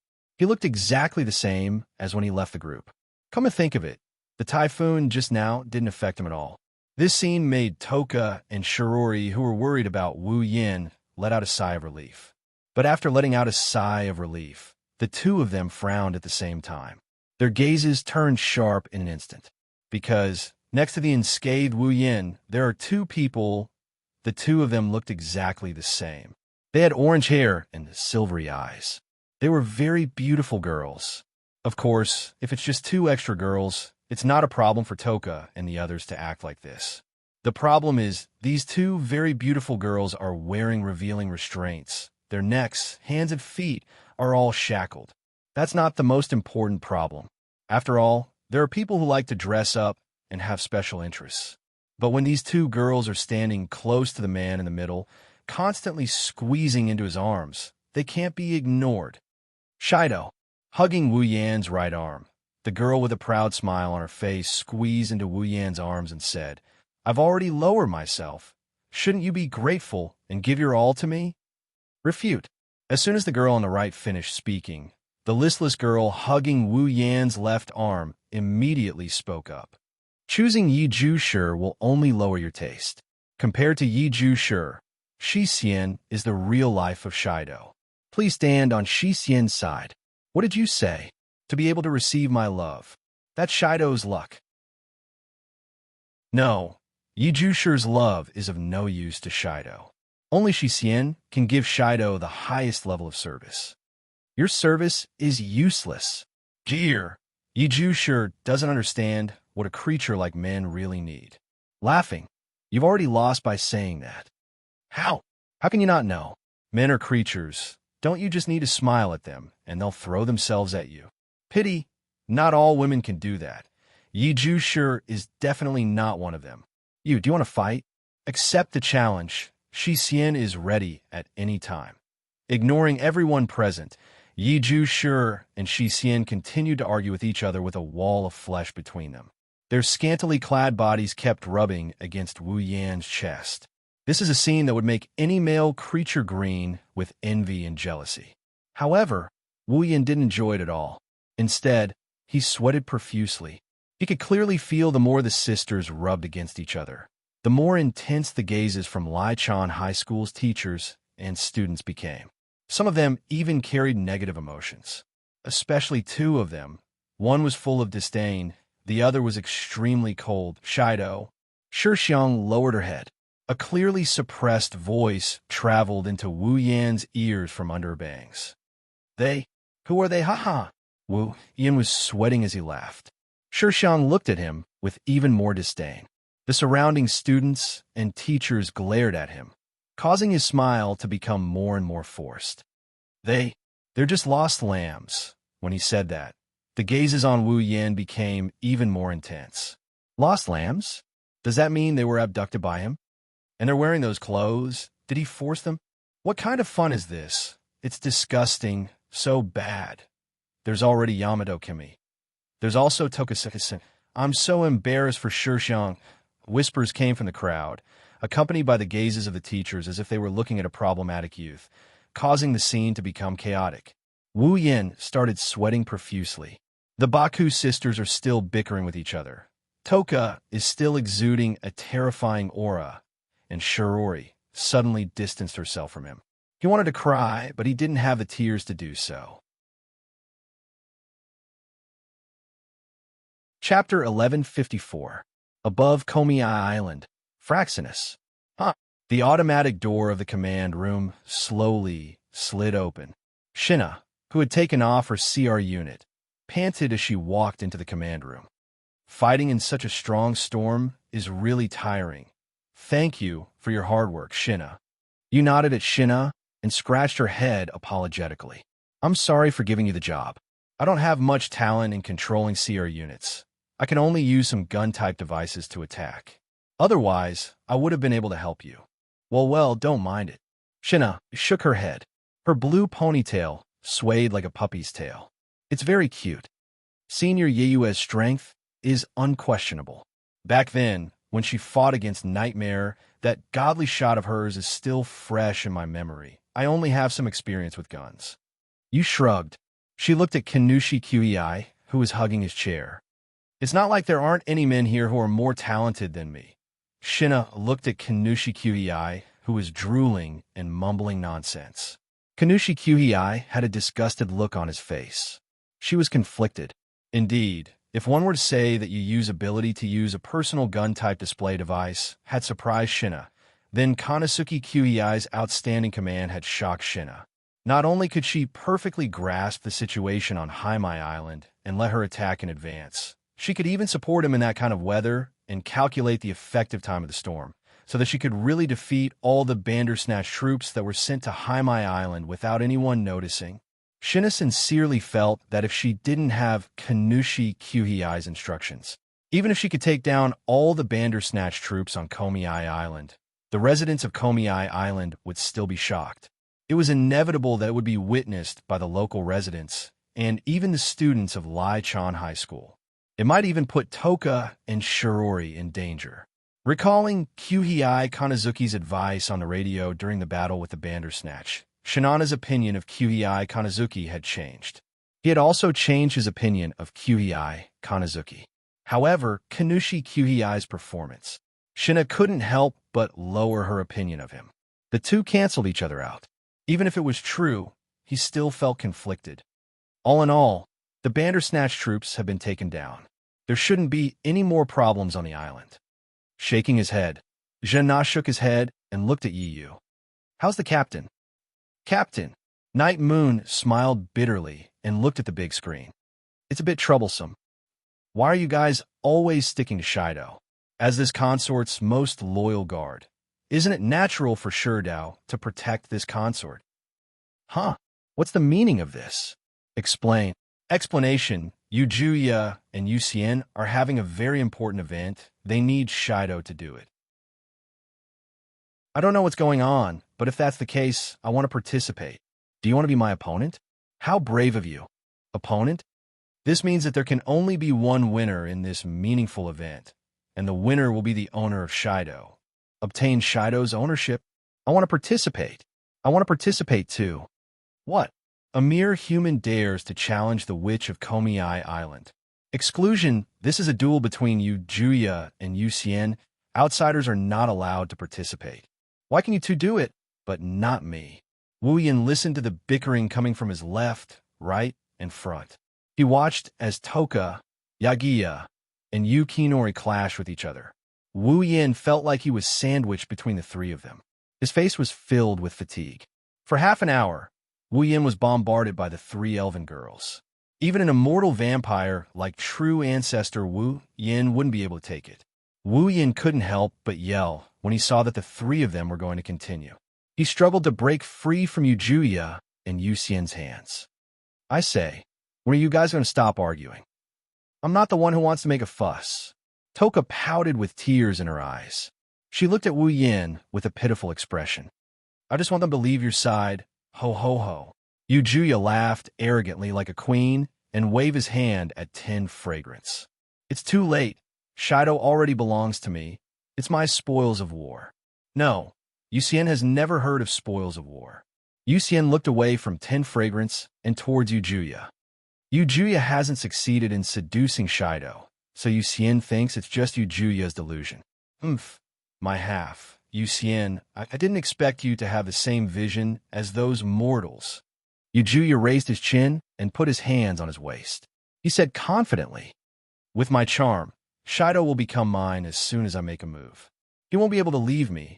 I'm just giving you a chance to show off. I doubt it. Yucien thinks charm is just Yujuya's delusion. Yucien's face tensed up. She said bluntly, is Yujuya just pretending because he doesn't have the guts to fight? That kind of thing is absolutely impossible. Jejuya was like a cat whose tail had been stepped on. Her face was bright red. Before she could use her usual Chinibyu speech to cover up her embarrassment, Yucien's calm words made her swallow her words. Provocation. Yu Xian seriously doubts Yu Juya's words. Wah! Yu Juya's expression changed. He pointed at Yu Xian and shouted, "Since you've said that, I'll show you my strength." He didn't even give Yu Xian and 10 fragrance time to react. He turned around and looked at Wu Yan. His gaze was more like a tomboy looking at a chicken on the chopping board than a young girl looking at a seductive man. "You, what do you want?" Wu Yan's mouth twitched. He took a few steps back. "I advise you not to do anything rash. If you really do seduce me, I'll take you to the world of adults." The world of adults. Yu Juya's eyes lit up. He shouted excitedly, "If you take me to the world of adults, does that count as seduction?" Wu Yan almost choked on his breath. He couldn't breathe anymore. "Isn't that nonsense? If I really take you to the world of adults, I'll even risk my life for you, let alone seduction." "I see." Yu Juya smiled brightly when he heard Wu Yan. He raised his head and puffed out his chest. He declared without hesitation, "Then, Shido, I'll grant you the right to take me to the world of adults." "Huh?" Wu Yan was stunned. "Objection!" Yu Xian stepped forward and stared at Wu Yan. "Yu Xian also wants to be taken to the world of adults. Don't even think about leaving me behind." When Toka saw that Yakuya and Dushin wanted to follow Wu Yan to that so-called adult world, Toka hurriedly stood up. "I want to go too. I want to go too." Wu Yan's heart skipped a beat when he heard the declaration of the 3 elven girls. He almost collapsed to the ground. "I say," raising his hand, Wu Yan asked in a meek voice, "Do you know what you have to do to go to the world of adults?" Hearing this, Toka, Yeju Sure, and Shi Xian looked at each other in dismay. Immediately after, 3 sentences popped out of their mouths. "Is it touching butt?" "Yes, is it touching breasts?" Shurji said that if you want to grow up, you have to eat more. "If you become an adult, don't you mean eating a big meal?" Looking at the curiosity and doubt in the eyes of the 3 elven girls, Wu Yan suddenly felt like he's a filthy person. Chapter 1155. Sigh. After walking out of teacher Xiaozhu's room and closing the door, Wu Yan let out a tired sigh and rubbed his aching forehead. In order to get a place for Yi Juya and Shi Xian to stay, he had spent a full 30 minutes brainwashing teacher Xiaozhu. Of course, this so-called brainwashing did not refer to Wu Yan directly using a mind-controlling tactic to invade teacher Xiaozhu's brain. Instead, he relied on his glib tongue.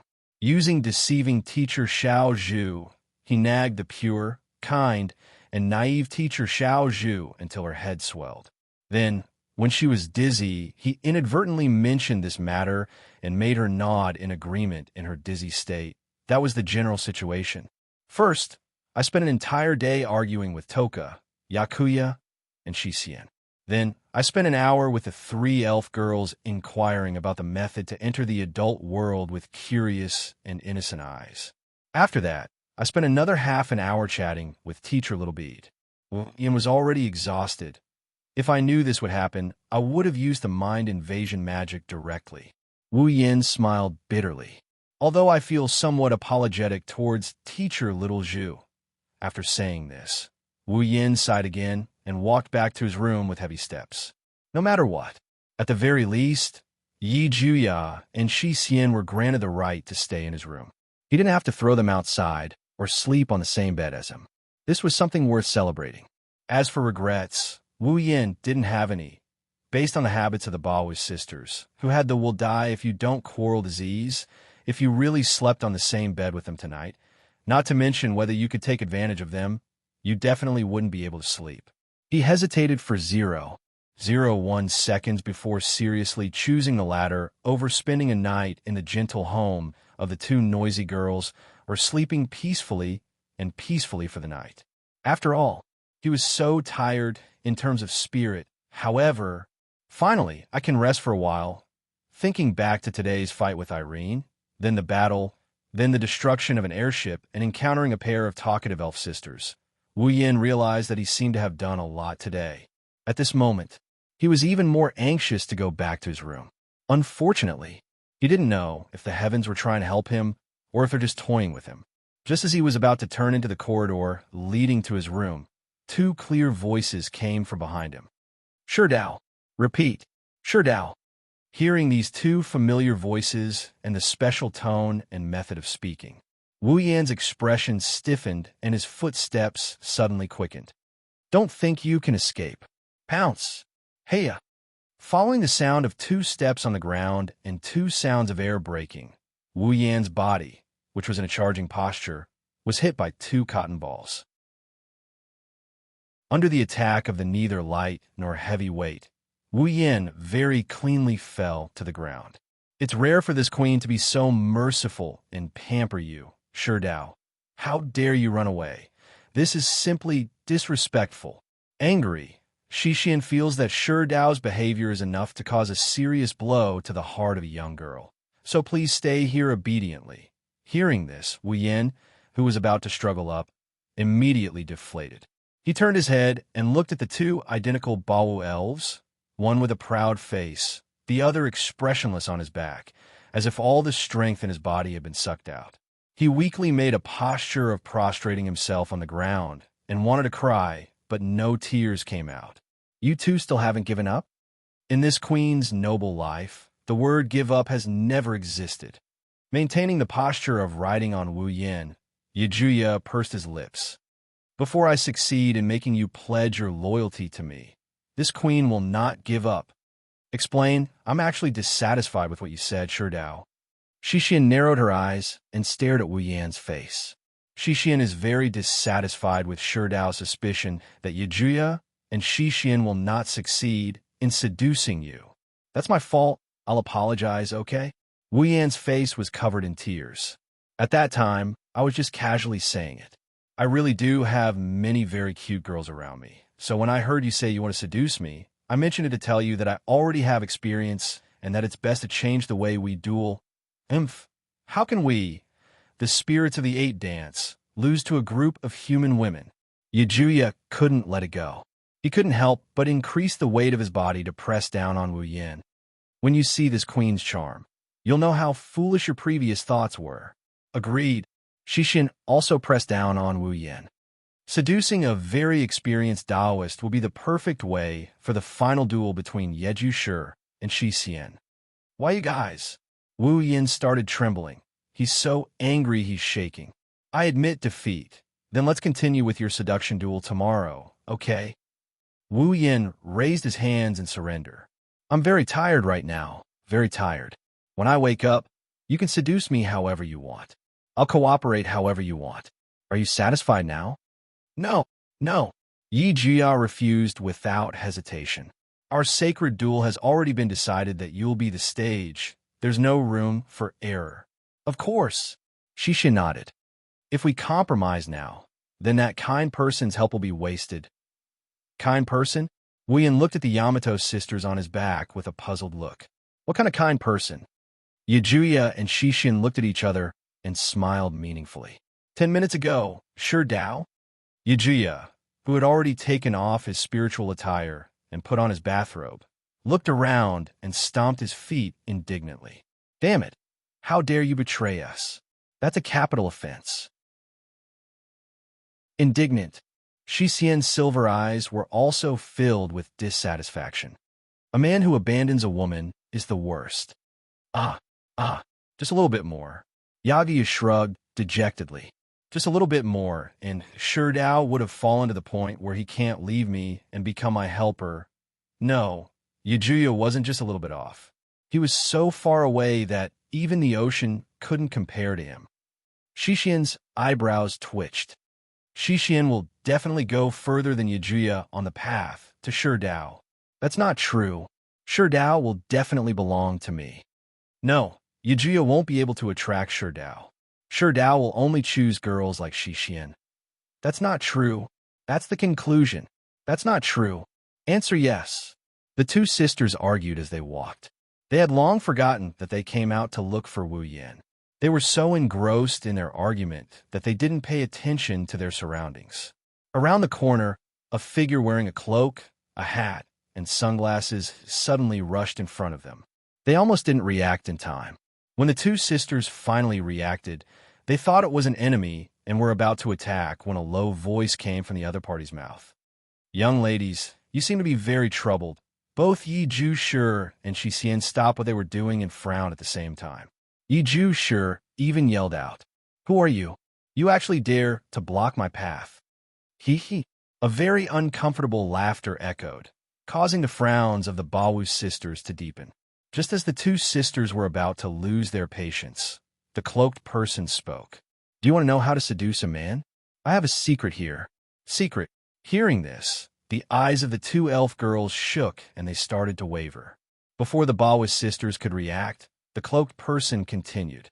"Actually, there are only 3 steps to seducing a man." 3 steps?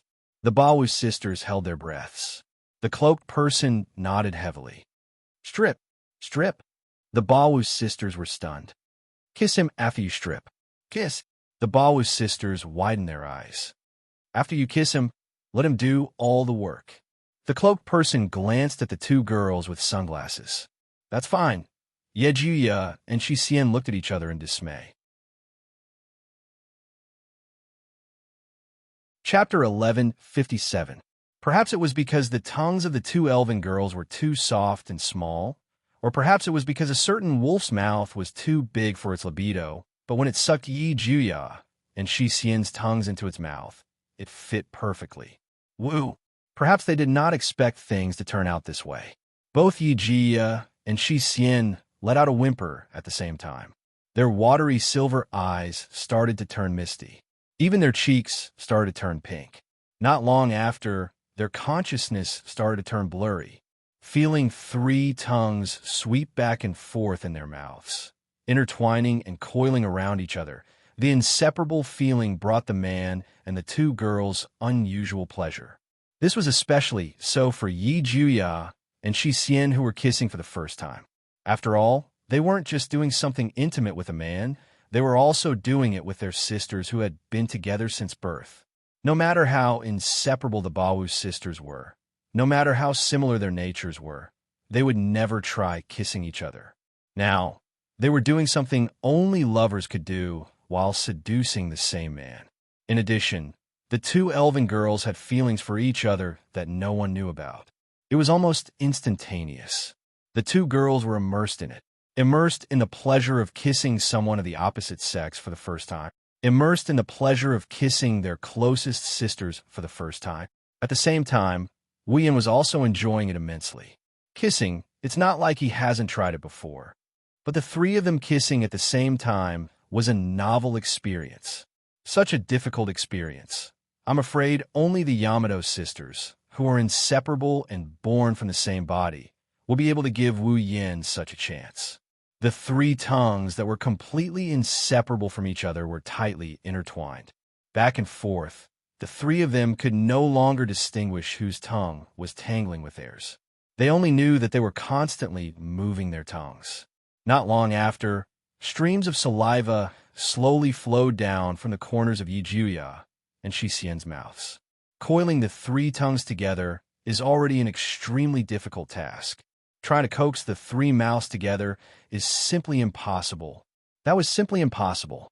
Right now, Yi Ji and Shi Xian were trying their best to extend their tongues into Wu Yan's mouth.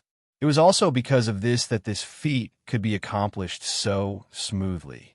Therefore, the saliva that flowed down his tongue could no longer be controlled.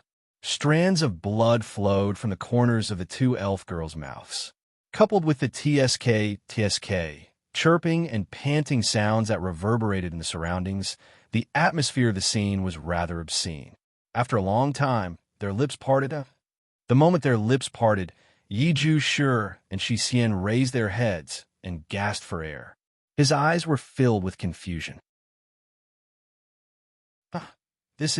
What kind of feeling is this? Wow. Sunset Court feels more comfortable than ever before. This is the first time I feel that being in close contact with someone is a wonderful thing. After saying that, the 2 elf girls turned to look at each other. When they thought about how the other had participated in the Battle of Tongues, their rosy cheeks turned even redder. If someone who didn't know what was going on saw this, they might misunderstand the relationship between the 2 sisters. For example, they might look like sisters on the surface, but they're actually each other's lovers, noticing each other's gaze, The Baoist sisters blushed and looked away. As if trying to hide something, they looked at Wu Yin at the same time. "How is it, Shido?" Yi Ju panted as he smiled proudly at Wu Yin. "You've been captured by my ritual, right? I have a question. Are you satisfied?" Shi Xian looked at Wu Yin like a pitiful little girl. She met Wu Yan's gaze with a pitiful expression. "Actually, Shi Xian can continue. I could do it too," Yi Ju hurriedly said, but the blush on his face didn't disappear. Hearing the Baowu sisters' words, Wu Yan's hands on their waist began to move. He gently stroked Yi Ju's and Shi Xian's smooth backs. Recalling the feeling of their tongues and the softness of their bodies, he licked his lips and his eyes burned with passion. It's impossible to satisfy them. Without a doubt, the Baowu sisters' actions had aroused Wu Yan's passion. As he stroked their backs, he leaned over and whispered into their ears. "Why don't we do something that should be done in a real adult's world? Something that should be done in a real adult's world." Although they didn't know what kind of world the adult world was, the Baowu sisters instinctively felt their hearts skip a beat, and they started to pant. That's exactly what I want." Yi Ju was the first to speak with a red face. "Let me give you a chance to swear your loyalty."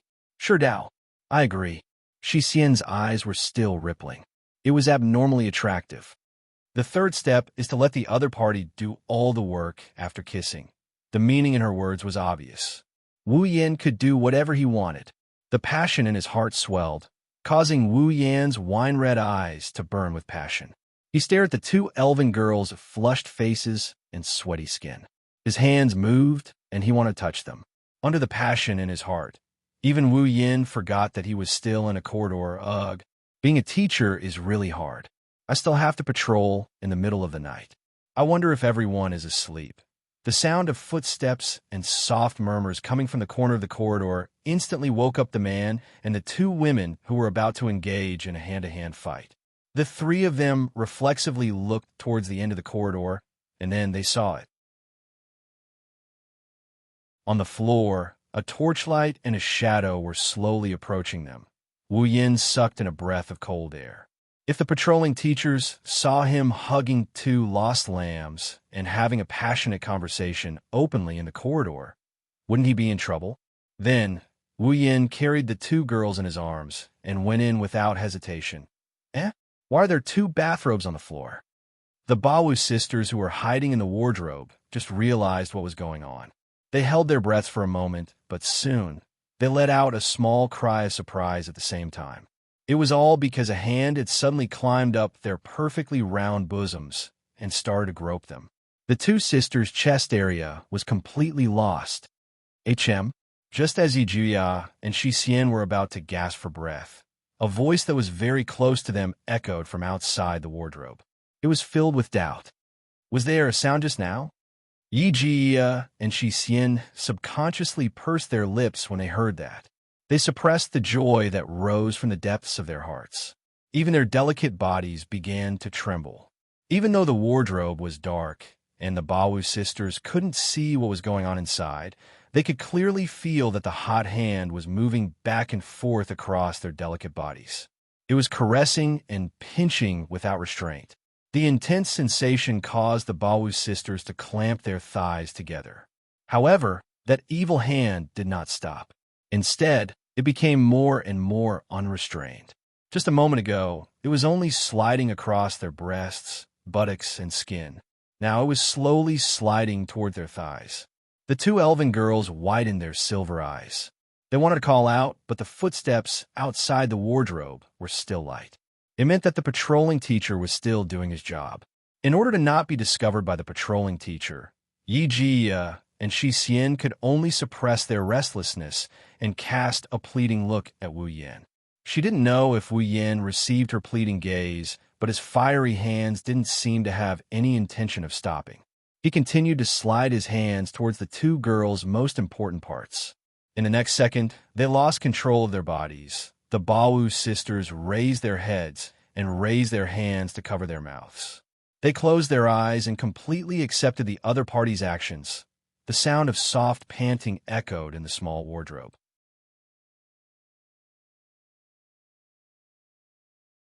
Chapter 1158. Phew. With a spurt of energy, he laid down on the soft bed and exhaled lightly. He had a very comfortable expression on his face. It's like he just finished soaking in a hot spring. His face is full of contentment. But just soaking in a hot spring wouldn't make him this happy. Only he knows that the reason he's feeling this good isn't just because of his body, it's also because of his mental state. Wu Yin was the only person in the room. There was only one bed in the room. This was obviously a single room. Originally, the students who came here to study would group up and choose to stay in the same room. Each room would have about 4 to 5 people. Wu Yin was the same at the start, sharing a room with a few boys in his class who he didn't know well, but also didn't know well. However, on the way back, Xiaozhu Sensei sent him a message. She said that a single room in the hotel had been booked by someone else. She even said that the room was for him. A second before Wu Yin received the message, he was hiding in the closet in the hallway, having fun with Yagia and Yushin. Under such circumstances, receiving such an inexplicable message, no matter how dumb he is, he would be able to connect it to Ratatosker. Coupled with the fact that the Bawu sisters mentioned a kind-hearted person, the mystery was solved. The person behind this was either Ling Yin or Kanazuki Kyuhei. When he thought of this, Wu Yan's fiery passion instantly cooled down to a freezing point as a thought flashed through his mind. Ratatosker's people wouldn't broadcast what I did to the Bawu sisters on the big screen in the command room, would they? Ratatosker wouldn't do something so immoral, but with Kanazuki Kyuhei's disgusting personality and Ling Yin's occasional black-belly behavior, Wu Yin couldn't completely rule out the possibility. Thus, he did it right there and then. Wu Yin sent the Bawu sisters back to their rooms. Then, without stopping, he went to take a cold shower and return to this inexplicably extra single room. Looking at the cold ceiling, he recalled the events of the day. Even though he had just taken advantage of her, he still couldn't accept it. Wu Yin couldn't help but feel tired. His eyelids were heavy. He slowly closed his eyes. Unfortunately, just as his consciousness was about to fall into darkness, his phone rang. Suddenly, his phone rang, waking him up. Sigh. Wu Yin slapped his head and complained. It's already so late. Who would call me? Coterie? She grumbled, but her hands swiftly picked up the phone. Hello, hello. Is this Itsuka Shido? It's me. From the other side of the phone, an unusually sweet, stiff, and nervous voice entered his ears. Wu Yin was stunned for a moment before he recalled who it was. This voice. Wu Yin tried his best to regain his consciousness as he answered weakly. Is this Mei Jio? Can you please not call my name so casually? The one who called was the elf with the ability to control voice, temptress Mei Jio. Mei Jio took the initiative to call him, but she didn't hold back when she replied to him. Her attitude was as bad as usual. He didn't know if she noticed it, but when she said that, her tone sounded more like she was dissatisfied than annoyed. However, Wu Yin didn't notice the dissatisfaction in her voice. He's pretty much exhausted. Well, it's rare for you to contact me again, but I'm sorry, I'm too tired today. If there's anything, we can talk about it tomorrow. Bye. As he spoke, Wu Yin moved the phone away and pressed the hang-up button. Wait a minute. On the other end of the phone, Mei Jio seemed to be a little surprised by Wu Yan's words, but she quickly called out. Why are you talking to yourself and trying to hang up the phone? Could it be that he was doing something shameful? Sure enough, men are dirty, filthy, and disgusting creatures. Although I don't know what you're thinking, I'm sure you're wrong. Wu Yin didn't have the energy to complain, so he could only say it directly. It's just that I'm too tired today, so I want to rest early because of all kinds of things. All kinds of things. Mei Jio hesitated for a moment. After a while, she lowered her voice and asked hesitantly. Yes, what kind of things? Wu Yin muttered to himself. Since she turned into an elf, Mei Jio probably didn't have a friend she could really talk to in the past 6 months. Or rather, since she became famous under the stage name Xiao Dai Yuno, Mei Jio probably couldn't find anyone she could really talk to. Perhaps he could talk to her about it? Thinking of this, Wu Yin forced himself to be alert. Actually, I met 2 elves today. They were quite troublesome elves. Elves? Mei Jio's voice was full of surprise. All kinds of things, you said. You mean meeting elves? More accurately, all kinds of things started with meeting the elven sisters. Wu Yin bitterly laughed. To put it simply, this pair of elf sisters were originally one elf, but due to some unknown reason, they split into two. However, one day, they will reunite as one. When that time comes, only one of them will be able to survive. Thus, in order to decide who will survive, I was dragged into this matter. Elves. Mei Jio's intoxicating voice became hazy when she heard Wu Yan's words. I wonder if they're cute. Wu Yan's face fell. He jumped up from the bed in annoyance. I'm talking business with you. How dare you think of such ideas? It seems like I should hang up. Wait. Mei Jio quickly coughed. Well, I understand the general situation. That's good. You're thinking of the elves, right? You don't understand. You don't understand. You don't understand at all. Wu Yin was angered to the point of laughter. Why do I have to think of Yejiya and Yejuxian? Yejiya and Yejuxian, what a cute name. When she said this, Mei Jio's voice was still full of sweetness, but the next sentence was full of malice. If you're not thinking of doing something to them, why are you so troubled over their matters? Wu Yin scratched his face. Part of it is because of Ratatasker's work, but most of it is because I feel pity for the elves. Pity? Mei Jio was stunned. Don't you think so? Wu Yin sighed. Elves are so kind and cute.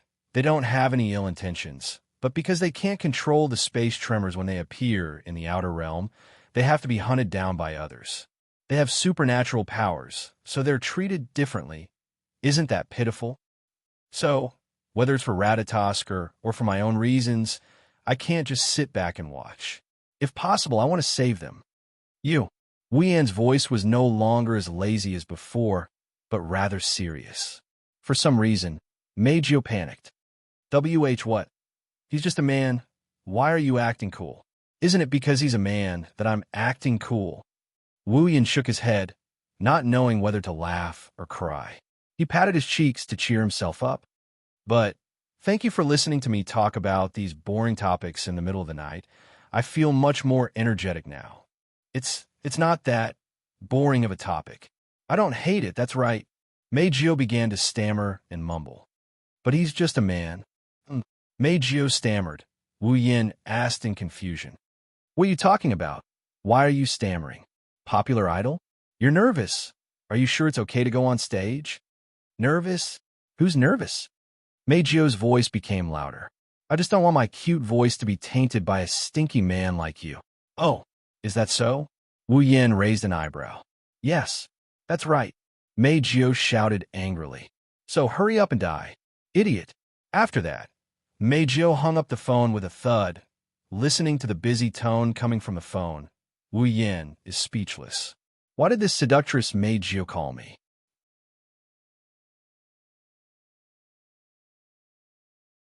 Chapter 11:59. The night past morning. The dazzling sun shone down, illuminating the beach that was cold due to the night. The beach sparkled with golden light, dazzling and dazzling. The waves of the blue ocean crashed onto the shore like an alarm clock, echoing rhythmically with the sound of splashing water. In a hotel not far from the beach, perhaps it was the call of the waves, or perhaps it was the call of the sun, but the noise gradually rose. Not long after, the door of the hotel opened. Following that, people wearing swimsuits and carrying beach balls, swimming rings, sunscreen, mats, and umbrellas ran out of the hotel one after another. They rushed to the beach with excitement on their faces. Among them, many were students and teachers of Lichon High School. Even Toka and Shirji were among them. They followed the large group of people and rushed to the beach happily. Today is the first day of the school trip. The Lichon High School students who have been looking forward to it since yesterday finally started their trip. It had to be said that the ocean was indeed a very attractive place for young people. Early in the morning, almost 90% of the tourists in the hotel had left and were all moving towards the ocean. Lichon High School was no exception. Basically, except for some old teachers, very few people would stay in the hotel. Of course, that is only the behavior of ordinary people. For a certain vampire ancestor who is a lazy person. Now is the time for real enjoyment. in one of the few single rooms in the hotel. There is one room. The temporary owner is sleeping soundly. He is not like the students of Lai Chan High School who went out early to play. Although he did not kick the quilt and did not drool, his comfortable sleeping face gave people a feeling of powerlessness. In the past, at this time, Kodari would knock on his door and use all sorts of methods to wake him up from his slumber. This time, only Lai Chan High School is here. Naturally, Kodari isn't here. Toka and Shirori, who were too engrossed in the sea, forgot about Wu Yin as well. Wu Yin had no one to disturb him. It was supposed to be like this. Shido, are you awake? Following the appearance of this voice, the door of the room was pushed open with a soft creak. Immediately, a young lady with long orange hair and watery silver eyes poked her head out of the door. She looked inside the room. His beautiful eyes quickly scanned the room.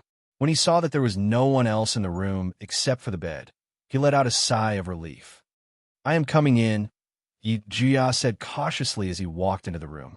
Whether it was the way he spoke or his behavior, it was very different from a usual Chinibyu. However, Yi Jia wasn't trying to hide it. But at this moment, this Yiju Shur was the real Yiju Shur. His Chinibyu behavior in the past was because he felt like he had to be more dignified, so he forced himself to put on a facade. Now, there was no one else in the room except for a sleeping man. Even Shi Xian, who had always been by his side, wasn't there. Naturally, Yi Jia wouldn't waste his energy to maintain a fake image. After closing the door, Yakuya lifted his chin and he raised an eyebrow at Wu Yin, who is still snoring away. Everyone is awake, but this guy is still sleeping. Isn't he too lazy? While grumbling, Yakuya came to Wu Yin's side and he shook his body a little. Shido, get up, Wu Yin frowned when his sleep was interrupted. He waved his hand like he was swatting a fly and turned over. Please, Kodari, let me sleep for a while. Kodari? Who is that? Yi Jia tilted his head in confusion, but he shook Wu Yin impatiently. It's not Kodari. Shido, get up. I have something important to discuss with you. Discuss? Wu Yin mumbled in a half-asleep state.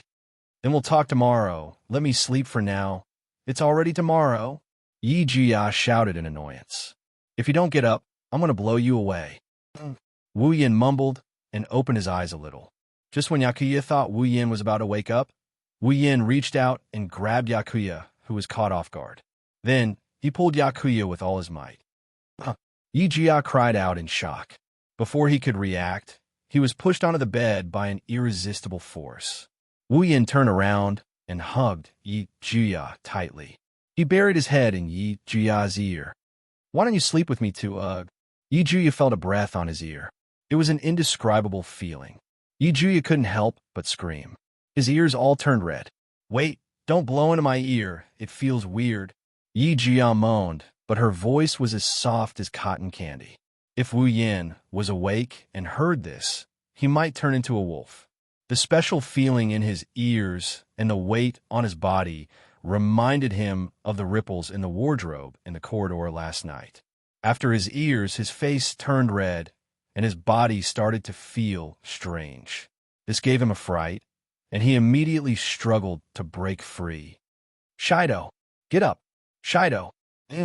Wu Yin mumbled, and he rubbed his head against Yaya, Jia's body. Why is the bed moving? Who is the bed? Yi Jia raised her voice. When she saw Wu Yin still in a daze, she clenched her teeth. Enough is enough. A fierce gust of wind suddenly rose from Yakuya's body, howling through the entire room.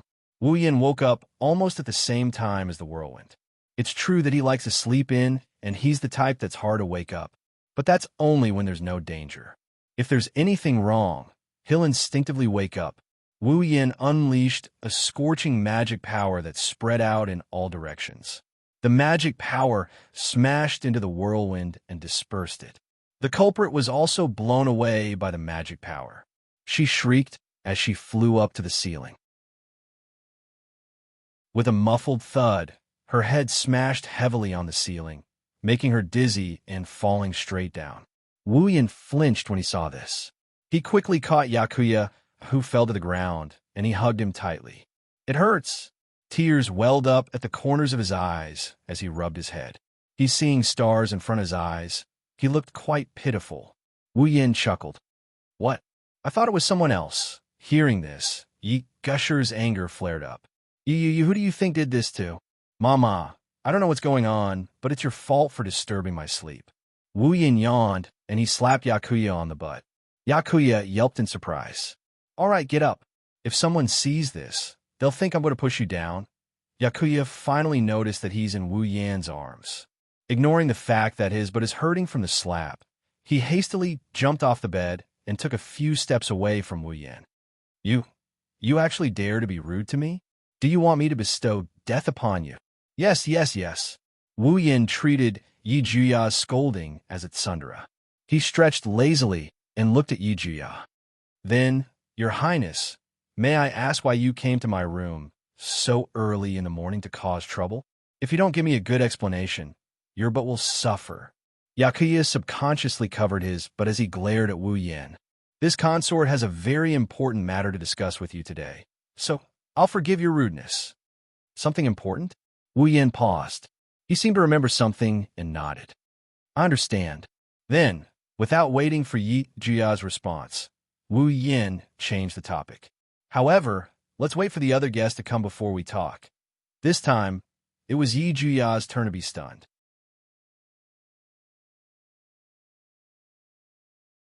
Chapter 1160. In the hallway, Shi Xian was walking in a certain direction. Most of the rooms in the hotel were provided to Lichon High School. Now that the people from Lichon High School went out to play, there were not many people left in the hotel except for the staff. That was why Shi Xian was relieved. After all, she chose to come out at this time when Yi Juya was still asleep. She did not go out with Yi Juya because she could not know what was going to happen next. Even if there was a small chance that Yi Juya would find out, Shi Xian was not willing to take the risk. There were not many people in the hotel at this time. This gave Shi Xian a chance to avoid being noticed. Shi Xian's destination was Wu Yan's room. She wanted to discuss something with him. It was something very important to Shi Xian. It was the most important thing in her life. Shi Xian remained expressionless as she recalled the tiny and sorrowful wish in her heart. However, one of her hands was already tightly gripping the clothes at her chest. She continued to exert force. However, with every bit of strength she exerted, the tiny wish in Shi Xian's heart became a little more resolute. Her listless eyes also gradually focused. Cheer up. Shi Xian must cheer up. Next, I have to convince Shido. I can't back down here. After muttering these words, Shi Xian's footsteps began to speed up. She sped up and rushed to Wu Yan's room. Shi Xian's footsteps echoed in the quiet hallway. Her heartbeat rose and fell. Under such circumstances, Shi Xian arrived at Wu Yan's room and politely knocked on the door. Calling, is Shido there? Before he could finish his sentence, Shi Xian heard two voices coming from inside the door at the same time. One of them was a cry of astonishment. The other was an extremely calm response. Come in. Shi Xian was confused about the exclamation just now, but because she had something on her mind, she did not care. She did not seriously try to distinguish between the two voices. She pushed open the door and walked into the room. However, when Shi Xian saw the scene in the room and met a pair of eyes that looked exactly like hers, she was stunned. Shocked. Shi Xian. Shocked. Yi Juya. The two sisters looked at each other with their mouths wide open. His face was filled with astonishment. Obviously, neither of them had expected to be in this place at this time. They bumped into each other. This was also natural. For the sake of a certain thought in their hearts, the two sisters had deliberately chosen a time when the other had not yet woken up to find Wu Yan. Who would have thought that they would meet here? Sure Dao. Yi Jia turned his head stiffly and looked at Wu Yan with an uncertain expression. The other guest you spoke of, could it be Shi Xian? Shi Xian finally recovered from her shock and looked at Wu Yan. Seeing the two elf girls looking at him in confusion, Wu Yan let out a sigh and beckoned to Shi Xian. In any case, Shi Xian, come over here and have a seat. Shi Xian looked back and forth between Wu Yan and Yi Juya. Then, she walked over to Yi Juya and sat down on the bed with him. She looked at Wu Yan face to face. Her expression and eyes were very serious. Yi Juya and Shi Xian did not know why the other party would appear in Wu Yan's room at this time. However, looking at Wu Yan's expression, he seemed to know something. This made the two girls feel uneasy. When I saw Yi Juya coming to find me alone, I roughly knew that something was going to happen. His wine-red eyes slowly swept across the two different expressions on their faces. His eyes were calm, but Yi Ju Shi and Shi Xian felt an unimaginable pressure on their bodies, causing them to instantly tense up. However, Wu Yan's next words caused their tensed bodies to turn cold. You came to find me to sacrifice yourselves in exchange for the survival of another person, right? Yi Juya and Shi Xian sucked in a cold breath at the same time. Because he guessed what they were thinking? No, not only that. It was also because of the other meaning in Wu Yan's words. You said that Shi Xian came to ask you to choose me? Stop joking. Excited, Yi Juya wants to sacrifice himself for Shi Xian. Shi Xian did not even think about it. Yi Juya and Shi Xian said these words almost at the same time. After they said it, they were stunned and looked at each other in disbelief. Could it be, Shi Xian, you really shocking? Could it be that Yi Juya is also? They said the same thing at the same time again. This was a tacit understanding. One could not help but sigh at the fact that the two of them were sisters. However, the two of them were not happy at all. Instead, their faces darkened and their eyes were cold. That's right, the two of them chose to meet Wu Yan alone. They wanted to let Wu Yan choose the other side in the battle to determine the primary persona. They wanted to sacrifice themselves so that their sisters could live. There was only one reason why he would do this. Whether it was Yeju Shi or Shi Xian, both of them loved their sisters deeply. They loved each other so much that they were willing to sacrifice themselves for each other's survival. They had always hidden this matter in their hearts. No one knew about it, not even the person they loved. That was why they constantly quarreled with each other. Who would have thought that this sister of hers would be the same as her, planning to sacrifice herself? Stop joking around. A gust of wind rolled up from his body. Clenching his fist tightly, he glared at Shi Xian. It wasn't easy for me to give up my survival slot to you. You actually refute. Shi Xian's eyes flashed. A whirlwind appeared around her. Shi Xian never planned to survive. She should be the one to give up her survival slot. Impossible. Yi Juya could not help but become agitated when he heard Shi Xian's words. The real 8 dances must be held by the outstanding party, and only Shi Xian is qualified to hold the title of 8 dances. Isn't that so? Refute. Shi Xian was expressionless, but her words were heavy and powerful. Yi Juya is the one who is truly qualified to be the Ba Wu. Shi Xian cannot compare to Yi Juya. Do you know how much effort I've put into losing to you in the past matches without leaving a trace? I'm so angry. Shi Xian is the one who put in all her effort. In order to lose the competition, she has been enduring. I didn't expect Yi Juya to do such a stupid thing. You are the one who is stupid. Refute. The stupid one is Yi Juya, not Shi Xian. As the two elven girls quarreled, a strong gust of wind blew in all directions with the two girls as the center. The wind grew stronger and stronger, gradually blowing some of the small furniture into the air. If this continued, the entire room would be blown to smithereens by the sisters' quarrel. You two. Suddenly, an abnormally calm voice entered the ears of the Bawu sisters very clearly, covering up the sounds of the two arguing. The voice was soft and calm. However, when Yi Juya and Shi Xian heard this voice, they felt a chill in their hearts. Almost subconsciously, the two of them cut off the rising spirit energy and stopped the wind. Their expressions changed slightly as they looked to their side. They looked at Wu Yan, who was sitting on the bed with narrowed eyes and an expressionless face. It's about time, right? Sure Xiao, sure Dao.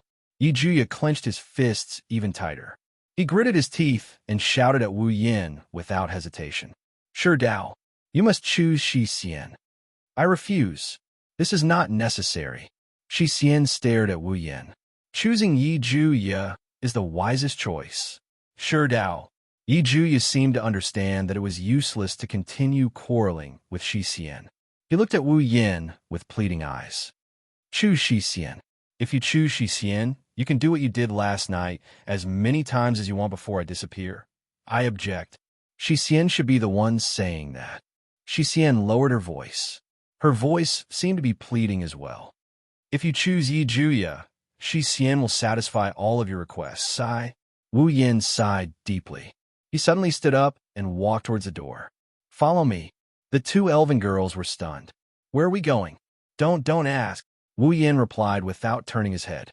If you want a result, follow me. The two sisters looked at each other and lowered their heads. They followed Wu Yin out of the room.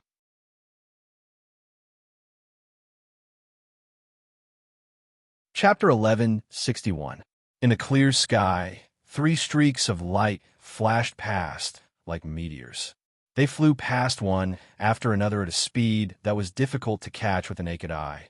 They passed through the clouds and the vast sky. The 3 streaks of light flew past. Their trajectories were very pleasing to the eye. They were even smoother than shooting stars. In just a short while, they all came to a corner in the sky and slowly slowed down. Finally, they stopped completely, revealing the 3 figures within them. Naturally, they were Wu Yin and the Baowu sisters. Wu Yin scanned his surroundings, and he nodded in satisfaction when he confirmed that he couldn't see a single island or ship in his line of sight. Let's do it here.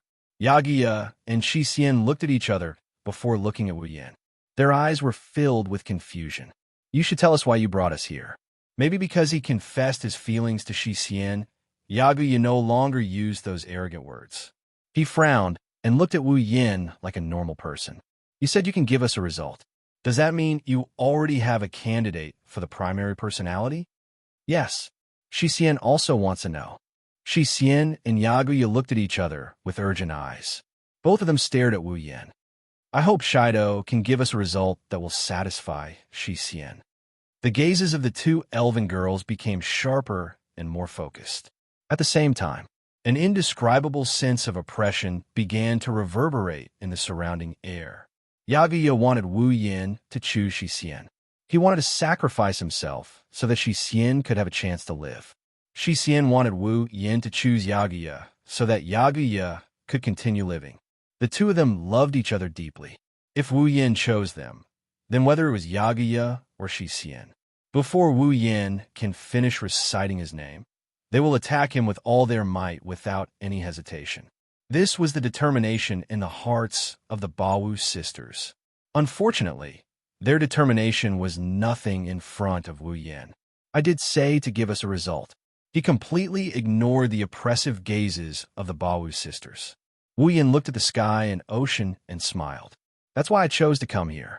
If I come here, I won't have to worry about hurting normal people or bringing about disasters. Hearing this, the Baowu sisters were stunned. They frowned. What do you mean? Do you want us to fight here?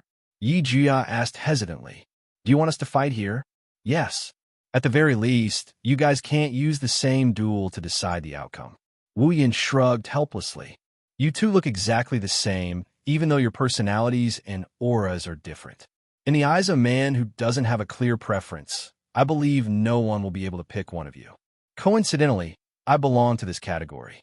In my opinion, you 2 are very cute, so I can't give you a result in this seduction duel. Then there must be something wrong with your eyes. Yi Jia pouted unhappily and said without holding back, anyone with eyes can see that Shi Xian is cuter. Picking Shi Xian is the right choice, right? Refute? That's the only thing Shi Xian will never agree to. Shi Xian turned around and looked at Yi Juya, her tone unusually clear. Yaguya is cuter. No way. It's Shi Xian. No, it's Yaguya. It's Shi Xian. It's Yaguya. Looks like you guys can't come up with an answer either. Wu Yin bitterly shook his head when he saw the 2 bickering. So, let's change the way we duel. Change the way we duel? The sisters stopped bickering and they looked at Wu Yin. Their eyes were filled with questions and questions. As expected, a duel should be settled by fighting. Wu Yin chuckled as the Yamato sisters watched him.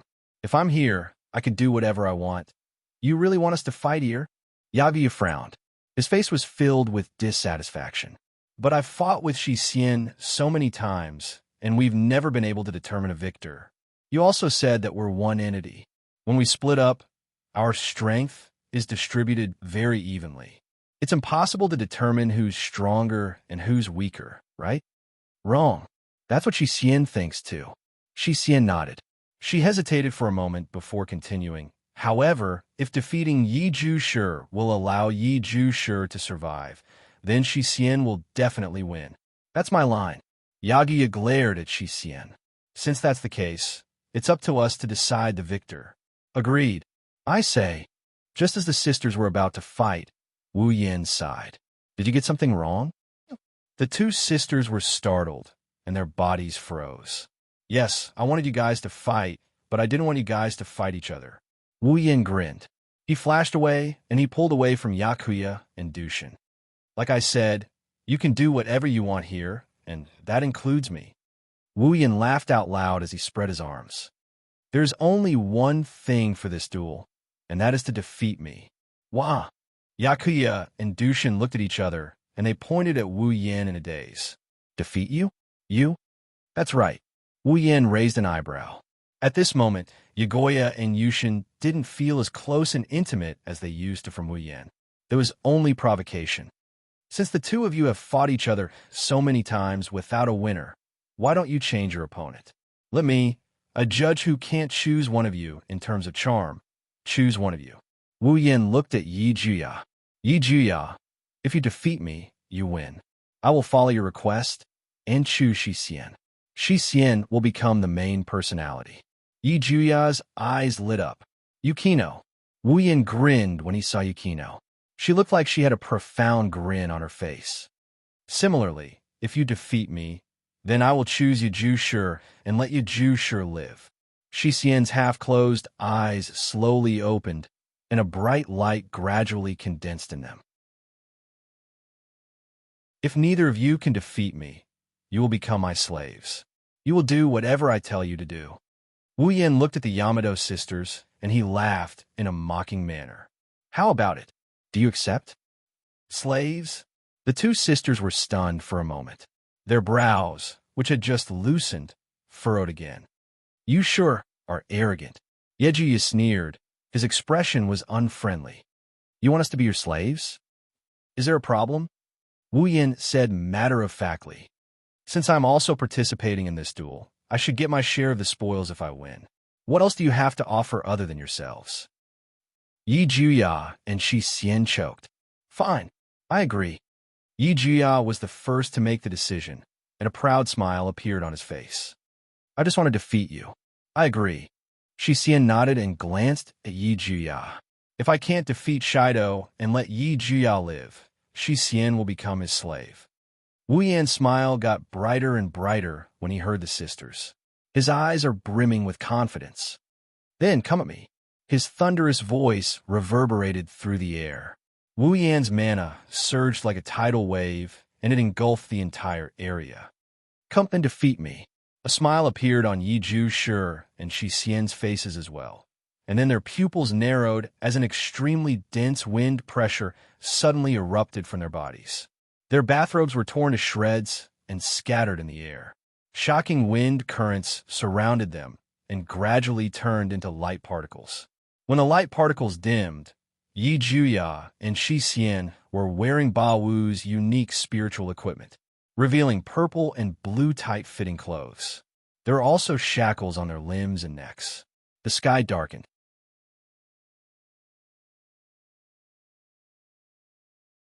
Chapter 1162. A wild storm suddenly appeared in the boundless clear sky, instantly enveloping the entire area. The waves began to roll, and the sky began to howl. A thick layer of dark clouds appeared without any warning and spread along with the wind. Not long after, the sky changed completely. As if a storm was approaching, the sky was covered by dark clouds. The sea was violently moving up and down. The wind and waves wreaked havoc in the air. Even the air was suffocating, as if it was the end of the world. Even though it was just the power of two young girls near the middle of the 8th rank, they were able to affect the weather. This was something that not even 9th rank or demigod-rank powerhouses in the Spalier world could do. And this was also due to the unique nature of the elves. Just like vassal beasts, elves were synonymous with destruction and power. In the thick layer of dark clouds, Wu Yin slowly floated up and down. He looked at Yi Zhu Shi and Shi Xian, who were smiling confidently in front of him, and chuckled. Even though Wu Yin had exchanged blows with the two girls the first time they met, it was only a sudden attack. In the eyes of Yi Zhu Shi and Shi Xian, he was only slightly stronger than a normal human and magician. There was no way he could compare to them, right? Furthermore, the two sisters were still holding back and didn't go all out. Therefore, to put it bluntly, Yi Zhu Shi and Shi Xian didn't even put him in their eyes. At the very least, in terms of battle, the two of them didn't even look Wu Yin in the eye. What's wrong? Not going to attack? Wu Yin taunted her. You won't be able to scare me if you keep standing there. Seems like you're very confident, Shido. Yi Zhu Shi couldn't stand provocation and said sarcastically, Shido, you don't look like an ordinary human. But if you want to fight against us elves, you're still far from it. Persuade him. Shido is the closest person to Shi Xian other than Yi Zhu Shi. Shi Xian doesn't want Shido to be hurt. Shi Xian said. So, if it's possible, Shi Xian hopes that Shi Dao will admit defeat. If you admit defeat, don't even think about it. Wu Yin shrugged. He hooked his finger at Yi Zhuya and Shi Xian. Since you're so confident, then hurry up and attack. It doesn't matter who you are. As long as she can defeat me in the final blow, then the winner will be her. Hearing this, the smiles on Yi Zhu Shi and Shi Xian's faces slowly disappeared, and their expressions became tense. I'm sorry, Shi Dao. For Shi Xian, I won't be merciful. With that, Yi Zhuya raised his shackled right hand. Respond. Shi Xian must also use her full strength for the sake of Yi Zhuya. Shi Xian raised his shackled left hand. The frenzied storm swept up Yi Zhu Shi and Shi Xian's raised arms and pulled them back like a vortex. Hurricane Knight, Raphael, Penetrator, Ilrim. Following Yi Zhuya's shout, the wind around his arm exploded. Then, Yi Zhuya forcefully waved his right hand. On his right shoulder, a cold mechanical wing whizzed out and attached itself to Yi Zhuya's right shoulder. Starting from Yi Zhuya's right shoulder, a glinting metallic gauntlet slowly appeared on his right arm.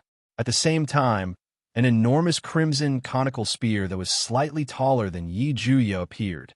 Echo! Almost at the same time, the wind around Shi Xian's left hand exploded and formed the same cold mechanical wing. However, this time, it was on her left shoulder. Hurricane Knight, Raphael, Binder, Elnahash. Her left arm was also covered by a similar gauntlet, firmly binding Shi Xian's left hand. The crisp sound of chains rubbing against each other reverberated around Shi Xian's body.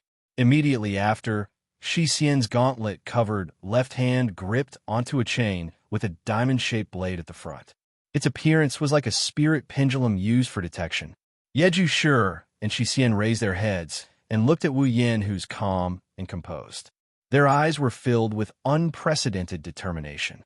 In order to protect their beloved sisters, Yi Zhu Shi and Shi Xian, they're going all out.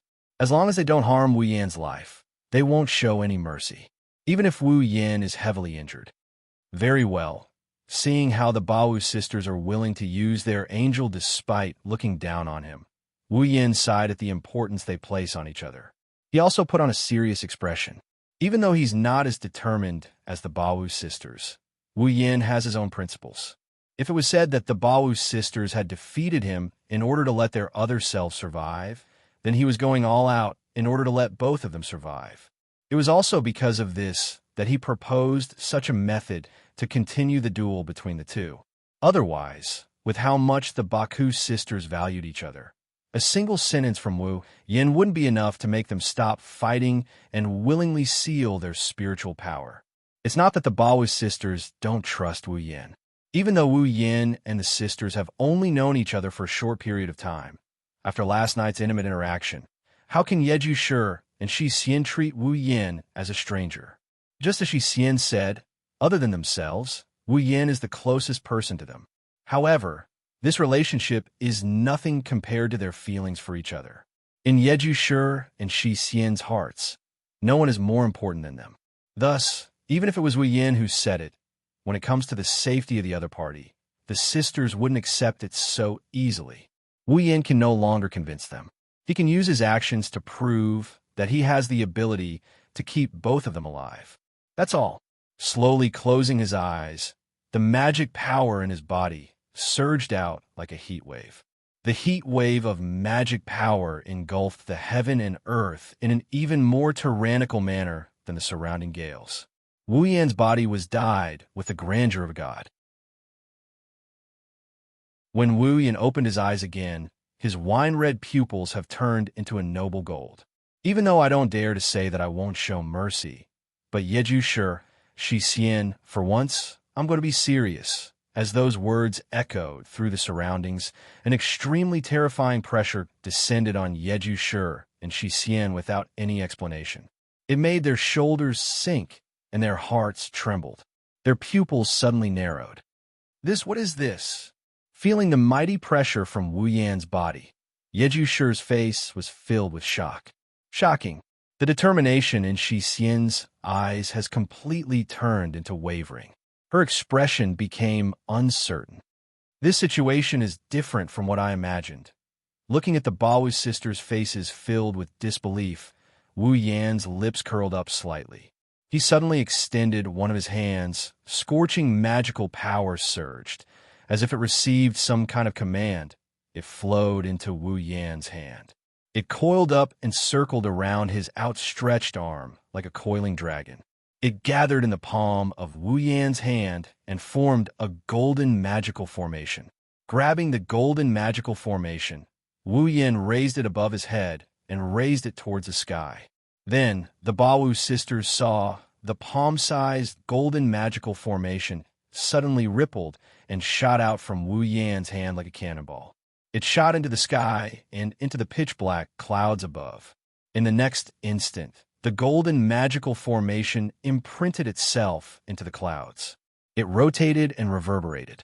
In just a moment, it expanded to a radius of a few hundred meters.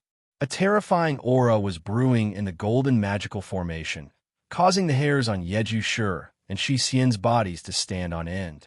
Following that, a soft voice that sounded like it was talking in a dream spread out in the cold air and the wild storm. Eeless wind. In the sky, the magical formation's light suddenly expanded and shone brightly. A tornado formed by golden wind, with the magical formation as the source, descended from the sky and fell towards Yeju Shi and Shi Xian. Under the horrified gazes of the two, it instantly enveloped their bodies. Boom! The glowing tornado connected the sky and the ocean like a pillar supporting the sky. It shattered the dark clouds in the sky, and the waves in the ocean were boiling hot.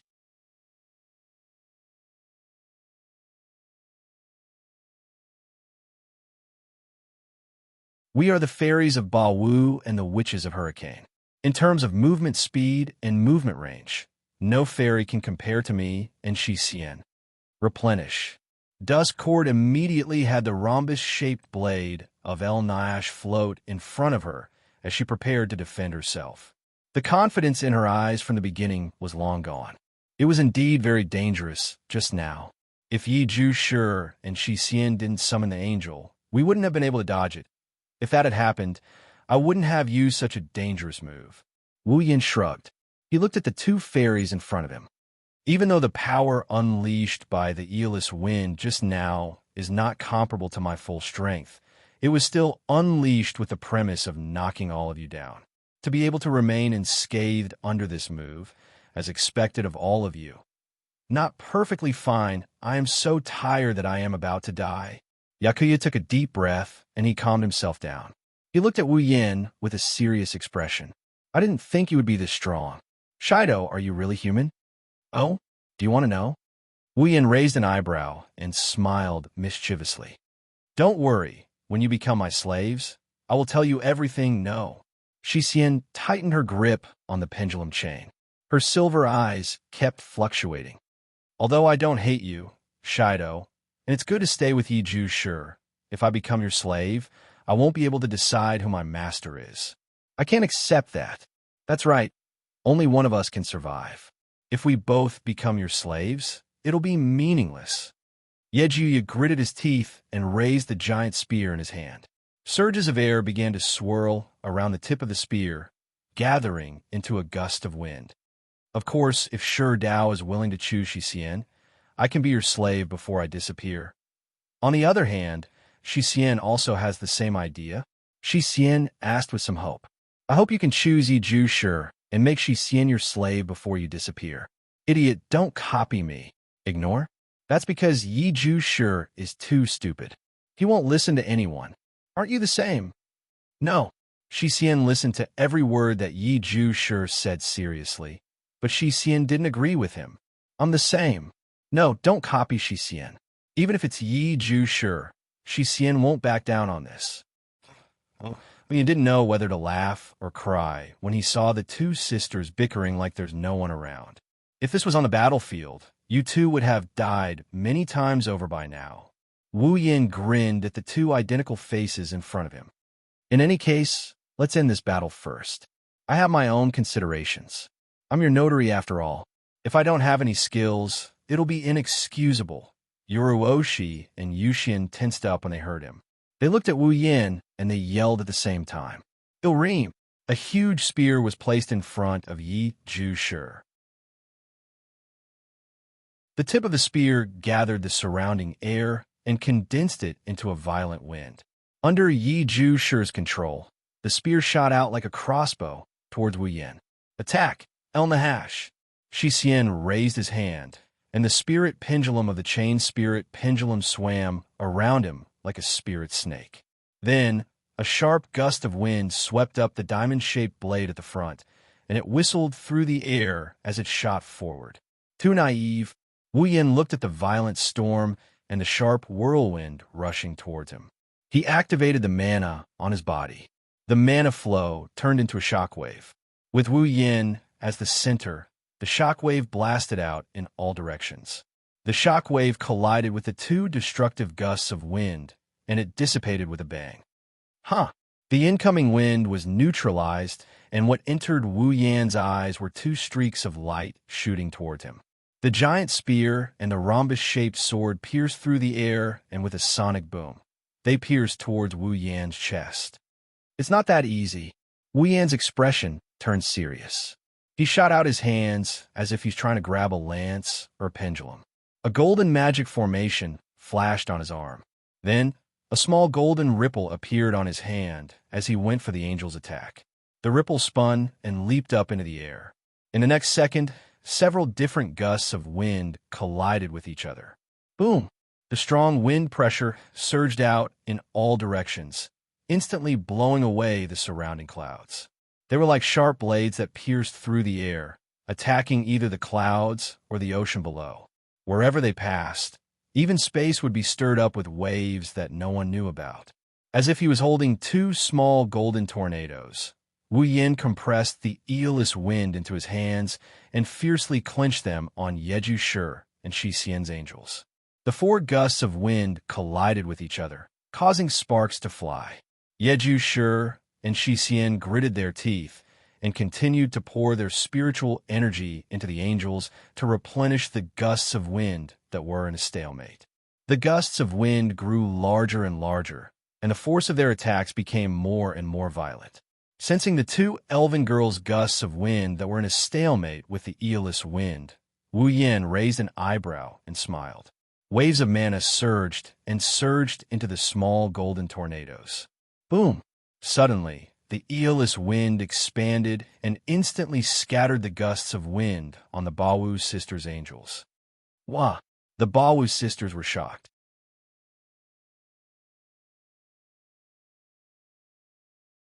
Chapter 1164.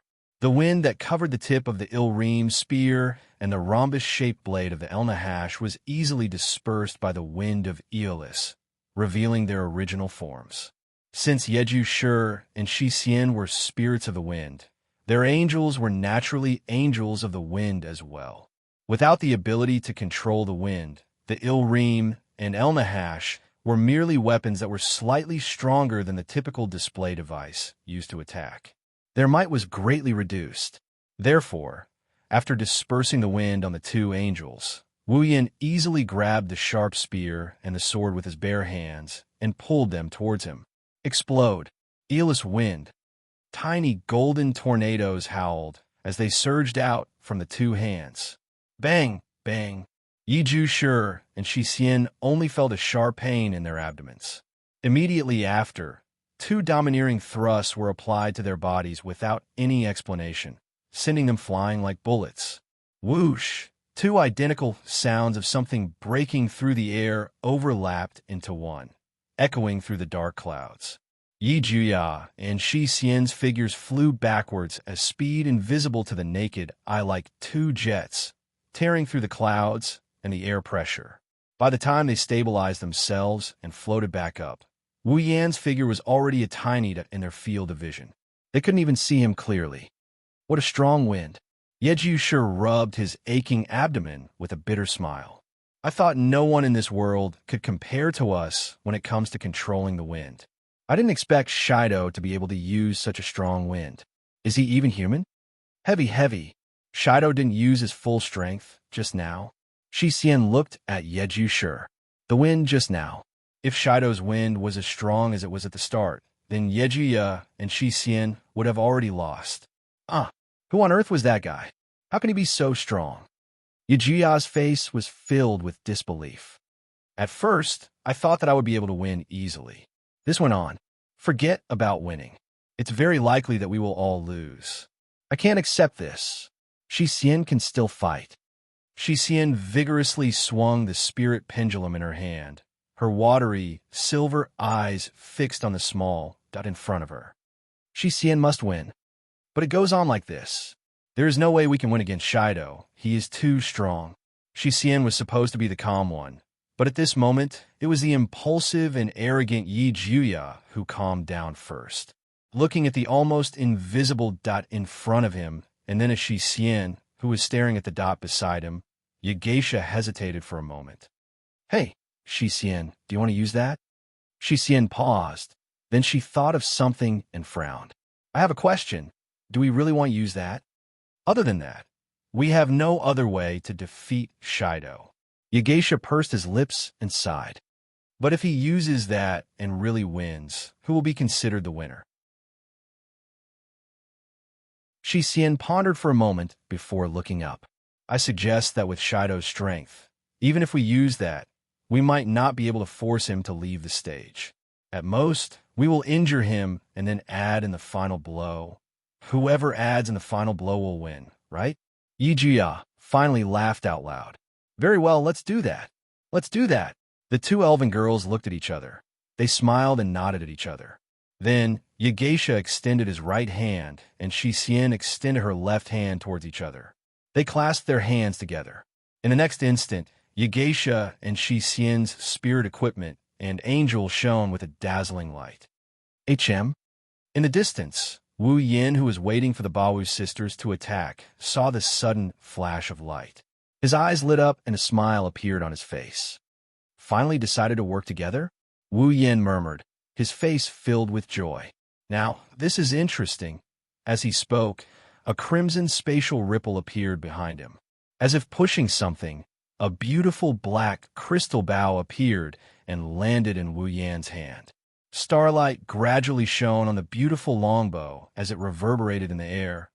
On the other side, the wings on Yi Juya's right shoulder and Shi Xian's left shoulder merged together, twisting and transforming into a cold bow. The spirit chain pendulum twirled and wrapped around the bow, turning into a bowstring that shone with a metallic luster. Yi Ju Shi placed his spear on the bowstring of the spirit pendulum and placed it in the center of the Wuji winged bow. This time, Yi Ju Shi reached out his left hand, while Shi Xian reached out her right hand and placed it on the bowstring. As for the shackled hands that were covered by the gauntlets from the left and right sides of the gauntlet, they were simultaneously pulled to the strings made of chains. With a slight tug, they were pulled to the limit and aimed at the small dot in front of them. Now, I can't stop even if I want to. Geisha forced a smile. He recalled the man who caressed his body last night, and his expression froze. Please don't die, Shido. Yeju Shi and Shixian glanced at each other in tacit understanding. Then, they looked forward at the same time. The huge spear spun at the fastest speed possible, creating a sharp sound as it tore through the air. Hurricane Rider, Raphael, Sky Racer, Elkanaf. Their light voices resounded through the air. The two of them resolutely let go of the bowstrings and shot the huge spears that had turned into sharp arrows towards the front. A strong wind pressure that the two of them had never used and were unable to use spread out in all directions. It rushed forward like a huge wave and swept out in all directions. The dense wind pressure swirling around the arrow continued to move forward with a screeching sound. A power even more terrifying than the eeless wind from the very beginning fluctuated around the arrow. Wu Yin could clearly sense the fluctuations coming from the rotating arrow. In his golden eyes, the sharp tip of the spinning arrows was reflected in them. As his pupils shrank, it got closer and closer. Wu Yin narrowed his eyes a little. In his hand, the meteor knight met the arrows. Specks of starlight gathered on the meteor knight and condensed into an arrow that emitted starlight. Looking at the approaching sky racer, Elkanaf, Wu Yin let go of his hand. The dazzling meteor blossomed in the dark sky. The wild and violent, enormous arrow and the beautiful arrow of flowing light cut through the air and flew past. Wherever they passed, the atmosphere shook and the cloud layer disappeared. The storm was directly broken apart, turning into a vacuum zone. The two collided together in front of the three pairs of eyes present. Heaven and earth fell silent. Then boom! It was as if a planet had exploded, and an extremely dazzling strong light flashed between heaven and earth, enveloping every corner of the scene. In the dark horizon, it was as if the sun had fallen, and a sound wave that was enough to form a large-scale typhoon blew up like ripples and spread out in all directions. A huge hole appeared in the clouds that covered the entire sky under this impact, revealing the blue sky inside. The originally undulating ocean was like magma erupting from a volcano, crazily shaking, forming a vast ocean tide that surged in all directions. Yi Juya and Shi Xian were caught off guard by the dazzling light, and their vision was taken away. They screamed and hurriedly blocked in front of their eyes. At the same time, the impact of the sound wave hit their bodies and sent them flying again. However, before the Bawu sisters could fly far, a figure suddenly appeared behind them and pressed down on each of their shoulders to stabilize them. However, the Bawu sisters didn't feel happy or grateful at all. That was probably because the hand that was helping to stabilize their bodies and resting on their shoulders was also fluctuating with a dense magic power.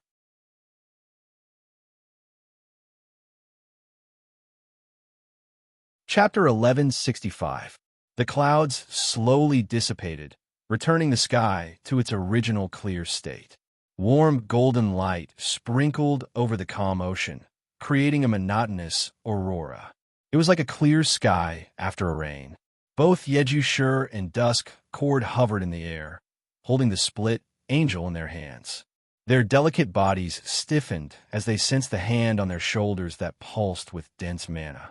Their expressions rapidly changed, and they were unable to recover from their daze for a long time. Both Yeju Shi and Shi Xian understood. If they made any strange movements, then the hand on their shoulders could strike them before they could even move, causing them to lose their ability to fight. In other words, from the moment this hand landed on their shoulders, the two sisters had already lost. They lost this duel. No one could choose who would get the chance to live. The moment they thought of this, Yi Juya and Shi Xian's eyes began to waver. Their eyes even lost focus, appearing somewhat hollow. Wu Yin didn't see this scene. He used a teleportation magic to appear behind the Baku sisters and capture them. However, he could guess what happened if he wanted to. However, he didn't react at all. He even had a faint smile on his face. You lost. Lost? These two simple words made the Bawu sisters, who had been in a daze, come back to their senses. Their expressions became extremely agitated. Stop joking. Yeju Shi ignored the hand on his shoulder that could attack at any time. He struggled free, turned around, and thrust his spear at Wu Yan's chest. How can we lose? Shi Xian didn't say a word. She gritted her teeth and struggled free from Wu Yan's hand. She swung her sword, and the diamond-shaped blade mercilessly struck at Wu Yan. Clearly, the sisters couldn't accept their loss. Becoming Wu Yan's slave was secondary. The key was, they couldn't fight for the chance to let their sisters live. This was the only thing they couldn't accept. Wu Yan seemed to have expected this. His golden eyes glanced at the giant spear and pendulum that were covered in wind. He waved his hand. A gust of golden wind blew. It easily blew away the wind flowers on the two angels. The Bao's sisters were blown a distance away. The Bao's sisters' attacks couldn't even last a second. Even though they expected this, they still clenched their teeth. However, the two women still clenched their teeth tightly. Their hands that were holding the angel had already turned white. Their eyes were filled with unwillingness. They knew that Wu Yan had already shown them mercy. Otherwise, with the strength that Wu Yan had displayed, he could have defeated them in a single blow. Even the trump card that the two of them used together couldn't do anything to the other party. They couldn't even cause any damage to the other party. The goddess of victory would never stand by their side in such a situation. Even though they knew this, the Bao sisters couldn't admit defeat. This is meaningless. This duel. Yi Jia lowered his head. His voice was trembling. There's no way to let Shi Xian live. This duel is meaningless. It's complicated. Shi Xian can't accept this. Shi Xian shook her head. She raised and lowered the angels in her hands. Her eyes dimmed. She was struggling. Seeing the Bao sisters' depressed appearance, Wu Yan sighed. He couldn't bear to see them like this. This pair of adorable elf sisters might really have been cursed. They loved each other deeply. Fate played a joke on them. For the sake of that illusory main personality, they fought until now. They just found out how important they were to each other. However, only one of them could survive. If one were to say that the elves who possessed power and unknowingly brought calamity to this world and were hunted down were pitiful existences, then no other elf would suffer more than this pair of sisters. If they didn't die, the other would die. It was too cruel. Luckily, Wu Yan ran into them before the outcome of the battle was decided. No matter what, you have lost this duel. You have to abide by the rules and follow my lead. Whatever I say goes. Whoever I tell to live, you have to live. Like a villain, Wu Yan ignored the sisters' low spirits and looked at them with a meaningful look. Of course, if you want to go back on your word, I can't do anything about it. After all, the choice has always been in your hands. The Bao sisters fell silent when they heard this. Take me as your master. Whatever I say goes. Whoever I allow to live, you have to live. These words echoed in their hearts. The Bao sisters' expressions kept changing. They were filled with hesitation. No matter who it was, they would react the same way if they were forced to become someone else's slave. They might even go back on their word, let alone a powerful elf. However, after hesitating for a while, Shi Xian raised her head. The hesitation on her face turned into determination. She actually replied, "Of course, Shi Xian will follow the rules of the duel. Follow my lead." Shi Xian. Yi Jia was shocked when he heard Shi Xian's reply. Even Wu Yan was surprised. He couldn't use the excuse he had prepared. Instead, he asked with uncertainty, "Are you sure?" "Yes." Shi Xian nodded heavily. She stared at Wu Yan with narrowed eyes. "Yes, Shi Xian is serious. So, please tell Shi Xian what I can do to satisfy you. If Shi Xian can do it, I hope you can let Yi Jia become the master." "What are you saying?" "I don't agree." Yi Jia's expression changed. He turned to Wu Yan. "All right, I have decided to follow your lead. I will do my best to serve you. When the time comes, you must choose to let Shi Xian live." "Oh," Wu Yan chuckled. It's a joyful laugh. "In other words, you both agree?" The Bao sisters nodded heavily. There was no longer any hesitation in their eyes. Maybe, for them, Wu Yan is just another way to change the format of today's duel. What they need to do now is to win Wu Yan's favor and get him to agree to their demands. Only then will they be able to win this duel and save the other one. It was that simple. That's good. How could Wu Yin not understand their thoughts when he met their determined eyes? However, he had more or less achieved his goal. Now, then, let's give the first order. Wu Yin tapped the air in front of him a few times. Then, 2 red and 2 white bracelets appeared and landed in his hands. Wu Yin tossed the 2 red bracelets to the Yamato sisters as he said, I have some doubts about whether you will be loyal to me, so I will add some restraints. Wu Yin pointed at the 2 red bracelets as the Baowu sisters hurriedly took them. They have the effect of sealing your strength. Wearing them will seal your strength in the future. Only I can remove this seal. Moreover, I won't be able to remove it for the rest of my life. I won't be able to remove it by any means. In that case, the right to use your strength will be in my hands. Hey, what do you mean? Yi Jia frowned. His expression gradually turned to one of dissatisfaction. Since we said we will follow you, we will not go back on our words. I agree. Shi Xian looked at Wu Yin with displeasure. Shi Xian thought she had become good friends with Shido. I didn't expect Shido to not trust us. Ma, trust is secondary. I just felt like you girls needed it, so I gave it to you. Wu Yin shrugged when he saw the sisters' unfriendly expressions. He met their eyes. After all, if you put them on, once I seal your spiritual energy, you will completely turn into an ordinary person and no longer have the body of an elf. Naturally, the concept of returning to one body will no longer exist. Among ordinary humans, I have never heard of 2 people suddenly merging and becoming one. Li Yin muttered these words into the Baowu sisters' ears. In an instant, the displeasure on the sisters' faces disappeared. What replaced it was an intense change. Even their hearts began to tremble uncontrollably.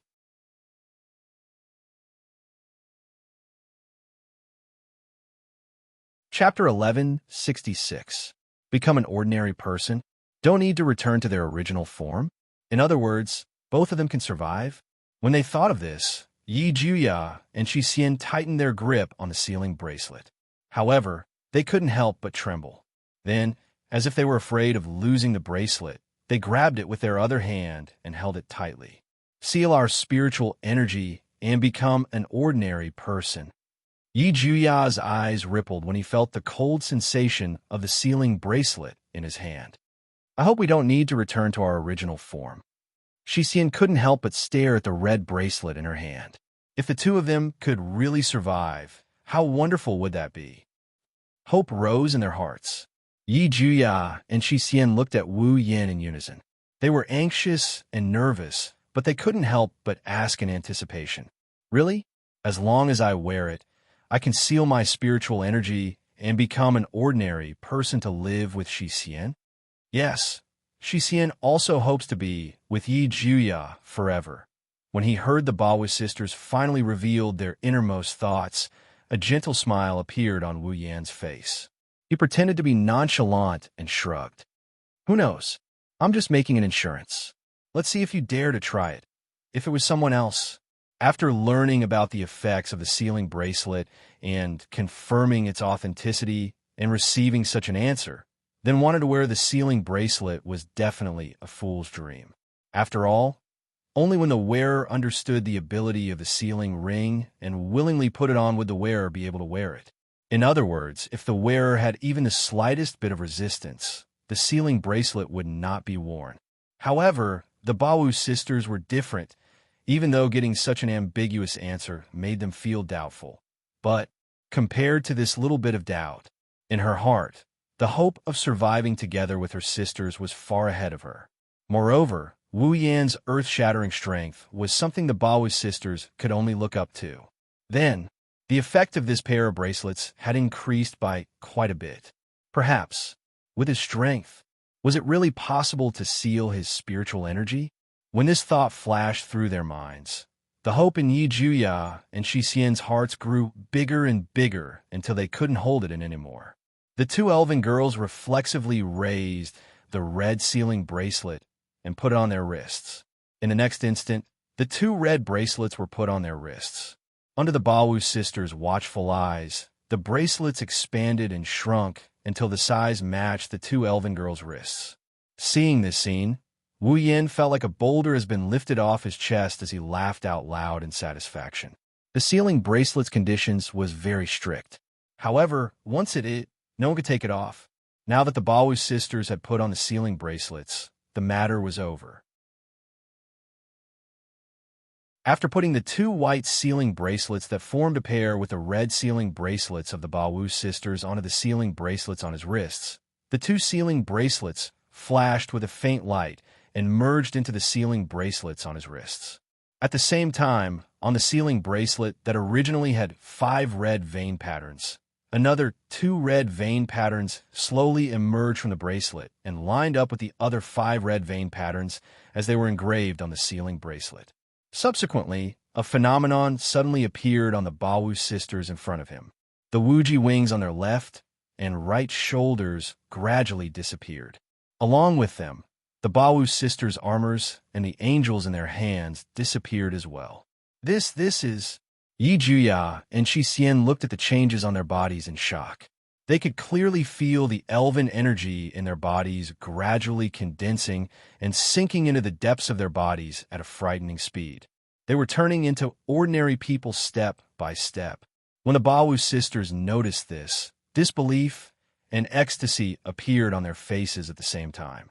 However, in the next moment, the disbelief and ecstasy turned into shock and panic. That was because, along with the disappearance of the spiritual energy and the angel, the revealing skin-tight clothes on their bodies actually turned into specks of light and completely disappeared, exposing their smooth and delicate bodies to the air. Then, the Bawu sisters, who had completely turned into ordinary people, fell down. Yeah. The two girls didn't even have time to cover up their exposed bodies. Without the support of their spiritual energy, they couldn't help but fall from the air and scream. Wu Yin was stunned for a moment. He immediately used spatial transfer and appeared below the Bawu sisters in an instant. He caught the two girls who were falling freely into his arms. His ears were almost deafened by their screams. Really?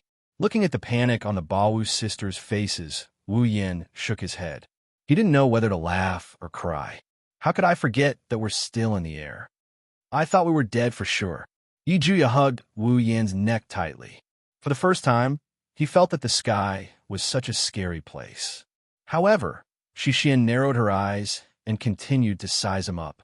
Her delicate body trembled slightly, and her expression was somewhat excited. Wow, the spirit energy really was sealed. It's true. It's true. Yi Juya sensed his body and confirmed that he didn't have any spiritual energy. He couldn't even sense his spiritual equipment or his angel. Tears began to well up in his eyes. If this is the case, we can live together, right? Definitely. Shi Xian nodded repeatedly, tears welling up in the corners of her eyes. To be able to live together with Yi Juya, it feels like a dream. Don't worry, it's not a dream. Wu Yin smiled as he patted the excited Bawu sisters in his arms. I still have to introduce you to my family. If you continue to be so excited, you'll lose your composure. Humph, it's those mortals' honor to be able to meet me. The excitement on Yi Juya's face slowly dissipated. He spoke in a proud tone, but the smile on his face was more beautiful than ever. She exchanged glances with Shi Xian, and the two of them revealed beautiful smiles. Then, they looked at Wu Yin with a gentle look in their eyes. Since you're a master, let's go meet your family. Agreed. Shi Xian also wants to meet Master's family. Huh. Wu Yin laughed helplessly. I didn't think you'd take it seriously. Seeing the helpless smile on Wu Yan's face, Yaluya and Shi Xian giggled. Their giggles were like silver bells. They echoed in the clear blue sky. On the other side, on an uninhabited beach, the waves kept crashing onto the shore, washing away the trash floating on the water. The trash stayed on the shore and slowly receded. Seagulls cried as they glided across the sky like white clouds. Some of them went to the water to hunt for food. Others flew to the beach and stopped there. Among the seagulls that stopped there, some of them were standing on a person who looked like a corpse. They were walking back and forth or tapping on the person's body with their beaks, until this person's body suddenly twitched. This movement seemed to have frightened the seagulls as well. They did not expect the corpse beneath them to still be able to move. Flapping their wings, they flew into the air in a series of long and sharp cries as though they were startled. However, their cries served as an alarm clock, waking the unconscious people up. When she opened her eyes, they were filled with confusion and emptiness. After a while, she looked around and saw where she was. The memories in her mind came back bit by bit. She lifted her hand that was covered in sand and blood and covered in a thick layer of mech armor as she murmured, "So, I'm not dead." This person was none other than Elaine, who had been defeated in a clean manner in the game. As her memories gradually returned, a face with a smile that was not a smile flashed across AI Lien's mind, causing her pupils to contract as she clenched her fists. Red Devil.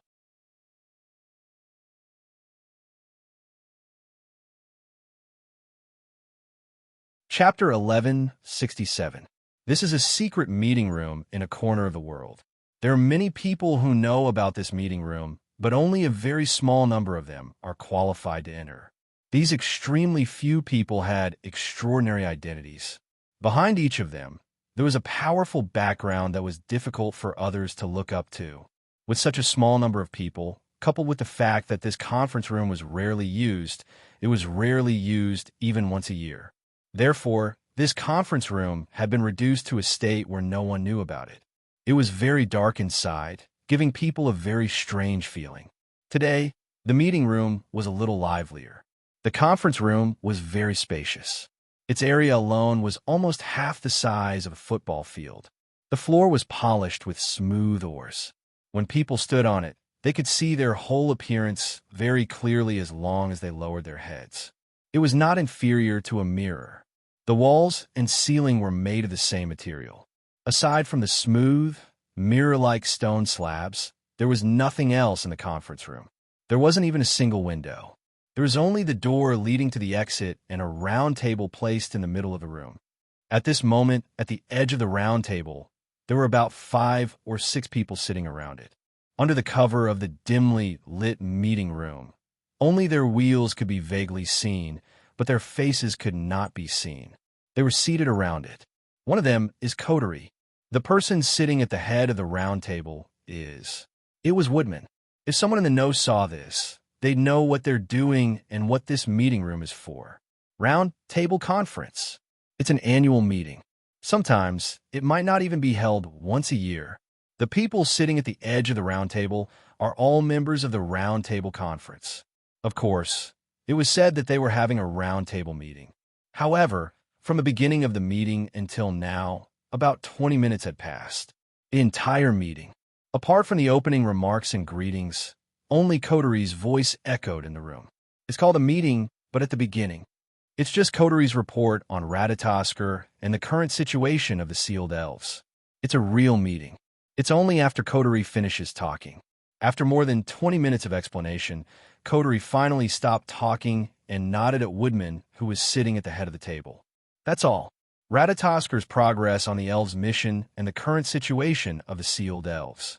There's nothing out of the ordinary. As soon as Coterie finished speaking, the entire conference room became eerily silent. All the council members lowered their heads and digested the information that Coterie just gave them. They also used their own thoughts to think about it. Soon, voices of dissent were heard in the meeting room. Nothing out of the ordinary. A voice came from a seat on Coterie's right. It was hard to tell what age the voice belonged to. But didn't you just say that Nightmare, Tokisaki Kurumi, left for some unknown reason? Yes. Coterie crossed her arms and answered expressionlessly. Tokisaki Kurumi didn't explain her whereabouts and purpose, so we still don't know where she went and the purpose of her departure. How can this be nothing out of the ordinary? This time, a figure sitting on Coterie's left voiced out her dissatisfaction. Those are dangerous elves that have killed more than 10,000 people. Don't you think that running away without knowing their whereabouts and purpose is enough to prove that something is wrong? Commander Wuha, you didn't think it through enough. This time, it was a figure sitting on the upper right corner, just below Woodman's seat. We can't let such a dangerous elven leave, right? If you spread any more rumors and something happens. The figure on the right didn't finish his sentence, but it's clear what he meant. He objected to Kotori's decision to let Kurumi leave. No, it's not just him. More than half of the people present don't agree with Kotori's decision. Kotori narrowed her eyes. Then what are you trying to do? Put Tokisaki Kurumi under house arrest? Kotori sneered. Don't forget our main goal. We have to treat the elves peacefully and integrate them into society to reduce their threat to the world. The three people who had just spoken held their breaths at the same time, and one of them spoke out in an unconvinced manner. That being said, it's still dangerous. If Tokisaki Kurumi attacks ordinary people again, don't worry, she won't attack ordinary people again. Kotori cut him off before he could voice his objection. This was also approved by Sir Woodman. Hearing this, everyone present choked and no longer raised any objections. Woodman's status in the round table is very high. Since the chairman allowed it, then so be it. The first person to speak on Kotori's right said bitterly. Then he changed the topic. If Tokisaki Kurumi is fine, what about the other elves? Nothing will happen to them, right? Kotori's gaze was filled with disdain as she tried to change the topic, but she still replied in a steady voice. The other elves' powers are still sealed. They can't even disappear. As long as the seal isn't broken, they'll be no different from ordinary people. Nothing will happen. The figure on Kotori's left asked. For example, the seal will weaken at a certain time. It's been confirmed. Nothing will happen. Kotori glanced at him. The seal of the sealing hoop is extremely firm.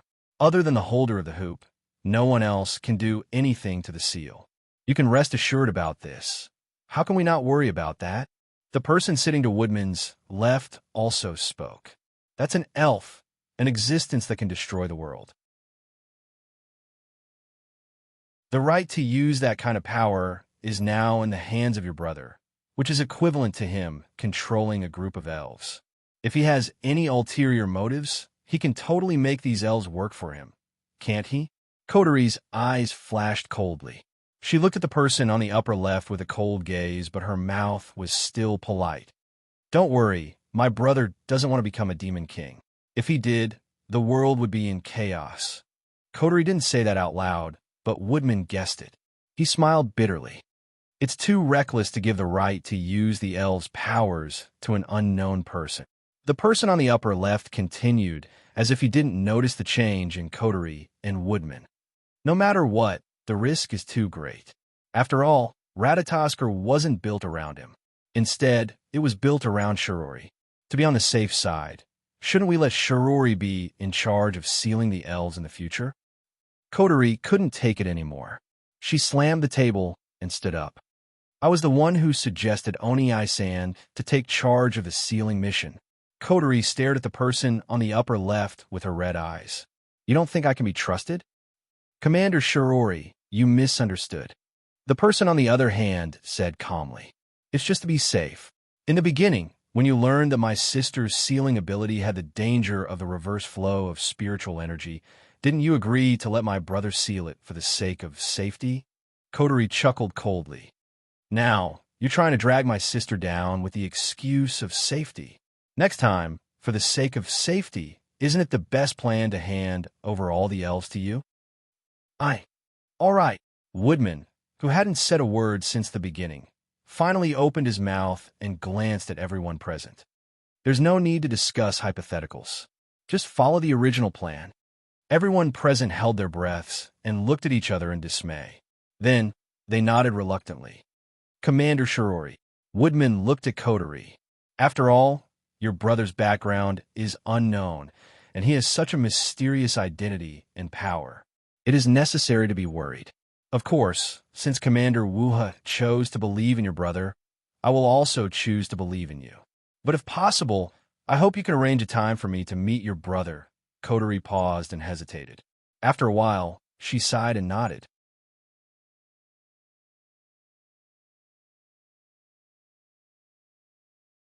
Chapter 1168. Hey, wake up. Wake up. Wake up. The sweet and familiar voice carried a strong sense of dissonance as it slowly entered Wu Yan's ears. Wu Yan's drowsy mind became a bit confused. How long are you going to sleep? Hurry up and get up. I agree. If you don't wake up, breakfast will be over. With the second call, Wu Yan felt his body being squeezed into two soft bodies, and then he began to shake. Wu Yan, who felt a little uncomfortable, opened his eyes. It was about 7 o'clock in the morning. For Wu Yan, it was still a good time to sleep, so his consciousness was still a little confused. When he completely woke up and saw the orange hair, silver eyes, and delicate face in front of him, his confused expression instantly froze, and his hazy eyes widened. Looking at the two identical faces with beautiful smiles on their faces, Wu Yan first looked around blankly. Then he subconsciously called out the names of the two people in front of him. Yi Zhu Shi, Shi Xian. Yes, the two people who appeared in front of Wu Yan and woke him up from his sleep were Yi Zhu Shi and Shi Xian, who put on the sealing ring yesterday and sealed all of their spiritual power. Today was the second day of the study trip. At this time tomorrow, he should be able to pack up his luggage. He was ready to return to Heavenly Palace City. Yesterday, after sealing Yakuya and Shixian's spiritual energy, the two sisters were brought back to Fraxinus, which was floating above Homie Island, by Shina and Yue. Their bodies were checked thoroughly, and according to the information of their bodies, they were given a normal background. In other words, after sealing Yi Zhu Shi and Shi Xian's spiritual power and bringing them back to Homie Island, the two girls were taken away. Originally, Wu Yan thought that he would at least wait until he returned to Heavenly Palace City to see the sisters again.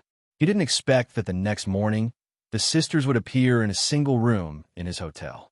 Moreover, they appeared in front of him in the posture of riding on his body. You're finally awake? The corners of Yi Juya's lips curled upwards. He seemed to be in a very good mood. Very good. He continued to sleep. Even I want to punish you. I agree. That sounds fun. Shi Xian also had a faint smile on her face. She didn't quarrel with Yi Juya like before. Instead, they actively went along with it. Their relationship was extremely good. The punishment method that Yakuya came up with must be the most fun. No.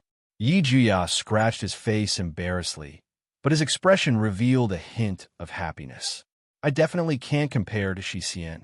No, there's no such thing. Although they seemed to be quarreling, their faces were full of happiness. Wu Yan, who was lying on the bed and looking down at this scene, felt a little shy and quickly laughed bitterly. Why are you two here? Aren't you in Fraxinus for a checkup? Well, it's already done. Yi Jia lowered his head to look at Wu Yan and complained. Who is this Ratatosker guy? He actually played with me the whole day yesterday. How rude. If it wasn't for Shi Xian, I would have blown them away. Also, after the checkup, Shi Xian and Yi Juya returned to your side. Shi Xian said respectfully to Wu Yan. Before leaving, someone told Shi Xian and Yi Juya that Master likes it when someone sits on top of you and wakes you up in the morning. That's why, Ma. Which asshole said that? I won't ask. Wu Yan rubbed his forehead as he looked at the 4 white thighs wrapped around his body. But what's with that, Master? What do you mean, what's going on? Yi Jia looked at Wu Yan strangely with his arms crossed in front of his chest. Aren't we your slaves? Of course we have to call you Master. Thank you, Master. Not only are you Shi Xian and Yi Juya's master, you're also our benefactor. Compared to Yi Juya, Shi Xian was more cautious. That's why Shi Xian and Yi Juya have to keep their promise and become master slaves. Ah, Wu Yan laughed dryly. That's just a temporary measure. You don't have to take it seriously, no. But before he could finish his sentence, Yi Juya interrupted loudly. We are Hurricane's witches, 8 dances fairies. How can we go back on our words? Your spiritual energy has already been sealed, hasn't it? Wu Yan's mouth twitched, he said weakly. We're not fairies anymore, right? Reject, that's a very cunning way of saying it. Shi Xian narrowed her eyes and said seriously. Regardless of whether it's to repay a debt or to keep a promise, Shido will be Shi Xian's master from now on. This will not change. Well, that's how it is. From now on, Shi Xian and I will serve you. Although it's a disgrace for me to serve others with my status, I'll accept it for Shi Xian's sake. Yi Jia straightened his back proudly. He reached out and pulled Wu Yan's blanket. Let's start by waking you up. Agreed. Shi Xian also pulled Wu Yan's blanket.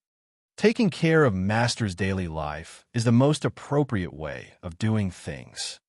Wait, wait. Compared to slaves, Yukiya and Yakina are acting more like maids. Wu Yan panicked and pulled back the blanket that was about to be pulled away. After all, every man is more energetic in the morning. Wu Yan is still wearing a loose bathrobe. If the blanket is pulled away, a certain part of his body will be seen by these two cute little slaves. Wu Yan could only pull the blanket back and chuckle.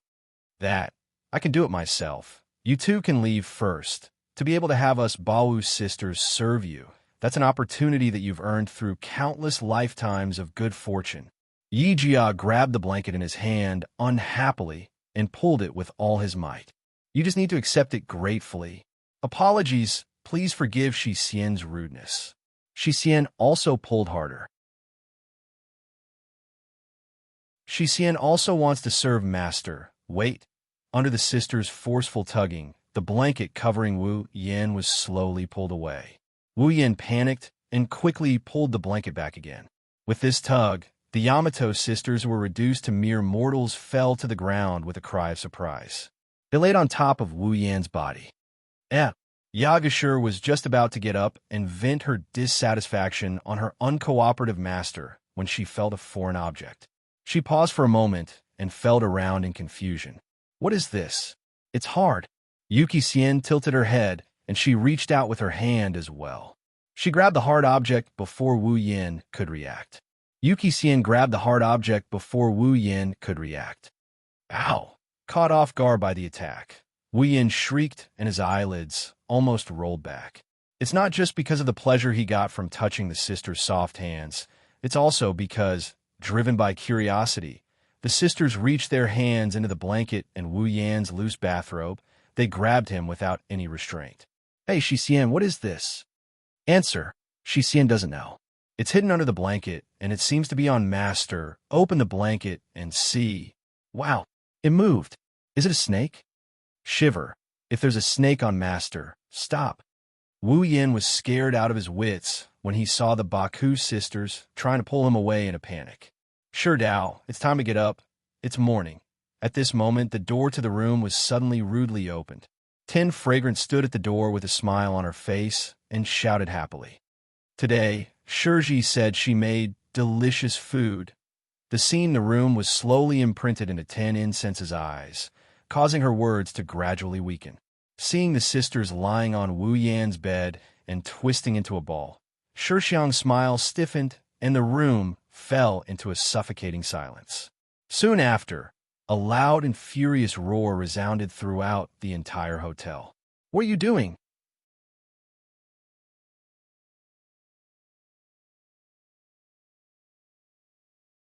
Chapter 1169. Hosumi Island. Hotel.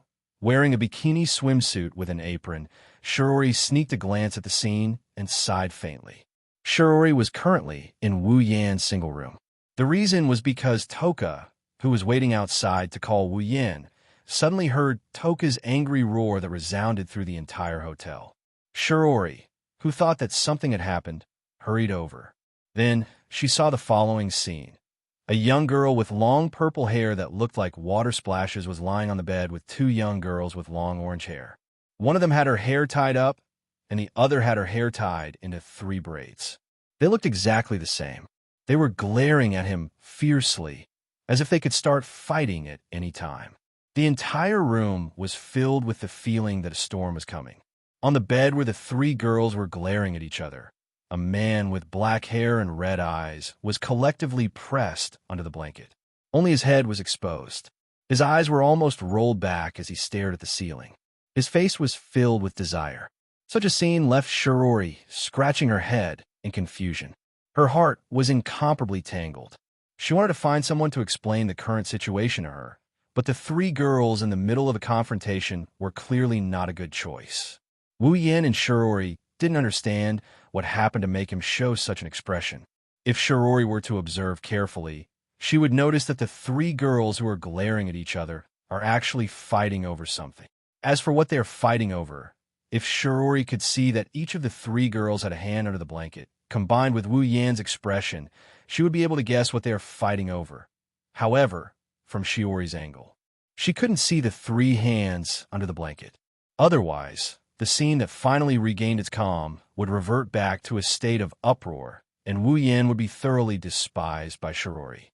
Even if he was the victim, it wasn't his fault. But who told him to be happy? Looking at the scene in front of him that had been maintaining a strange silence, Shiori's face was a bit resentful, but she still stood up and smiled to ease the situation. Although I don't know what happened. But how about everyone come down first? Shido looks like he's troubled. Hearing this, the three girls were stunned. They reflexively looked at Wu Yan. When they saw Wu Yan rolling his eyes, they panicked and quickly pulled back their hands under the blanket and got off the bed. Are you okay? The three girls shouted in unison and then glared at each other again. Ignorant mortal, how dare you disturb us Bawu's sister's service plan? Do you want to be judged by the son of Hurricane? Yakuya pointed at Toka with a face full of anger. Huh. The pure and kind Toka naturally couldn't understand Yakuya's Chinibu speech, but she still replied loudly. I don't know what you're talking about, but why are you in Shido's room and lying on his bed? Shiori's face stiffened. She more or less understood why this happened. She wanted to check on Wu Yan, but she stopped. Instead, she looked at Wu Yan with a cold gaze. Cold sweat dripped down Wu Yan's forehead. However, before he could explain himself, Shi Xian's next sentence completely knocked him down. Explain? Yi Ju Shi and Shi Xian are only here to fulfill their promise. Shi Xian narrowed her watery silver eyes and said, After all, Shido is Yakuya and Shi Xian's master now. Following his words, the atmosphere froze. Shiori's cold gaze turned into one of disdain. This is only the second time Shirori and the Baku sisters met. The first time they met was when Wu Yan brought them back as lost lambs in their skin-tight uniforms. Thus, from Shiori's point of view, Wu Yan, who just arrived on Haimai Island, must have gone off to attract bees and butterflies somewhere. Then he got charmed by these two masochistic cats and used flowery words to trick them into coming here. Therefore, the two words unfaithful and cheating appeared in Shirji's mind at the same time, causing her to despise them. You already have Toka and Tokasaki-san as your fiancé. Shido, I can't believe you're still not satisfied. Shirori looked at Wu Yan with a gaze that could pierce through a person's heart. Aren't you afraid of being stabbed? It's not what you think. Wu Yan peeked out from under the blanket. He wanted to cry, but no tears came out. There's a very complicated reason for this. Shirori, you can't be blinded by your own eyes. Maybe my eyes are really blinded, but my ears are very good. Shirori smiled brightly. If I'm not mistaken, they said you're their master, right? That's a very complicated reason too. Wu Yan wiped the sweat off his forehead and stuttered. Anyway, Shirori, you have to believe me. I became their master because of a very pure reason. I won't ask what the reason is. Shirori narrowed her eyes and sneered. But this so-called master, it seems like it's real. Wu Yan was speechless. What do you want to do to our master? Yakuya jumped in front of Shirori and put his hands on his hips. He blocked Shiori's view of Wu Yan. Shi Xian also stood next to Yakuya to protect him. Warning, even if she's Master's sister, if she wants to harm Master, she'll have to defeat Shi Xian first. Shirori won't do that. Before Shirori could react, Toka quickly stood next to Shirori, once again forming a confrontation with the Bawu sisters. Also, I can protect Shido too. I don't need you. Oh. Yakuya raised an eyebrow and laughed with interest. So you're saying you want to fight for the right of our sisters to serve Master? Declaration.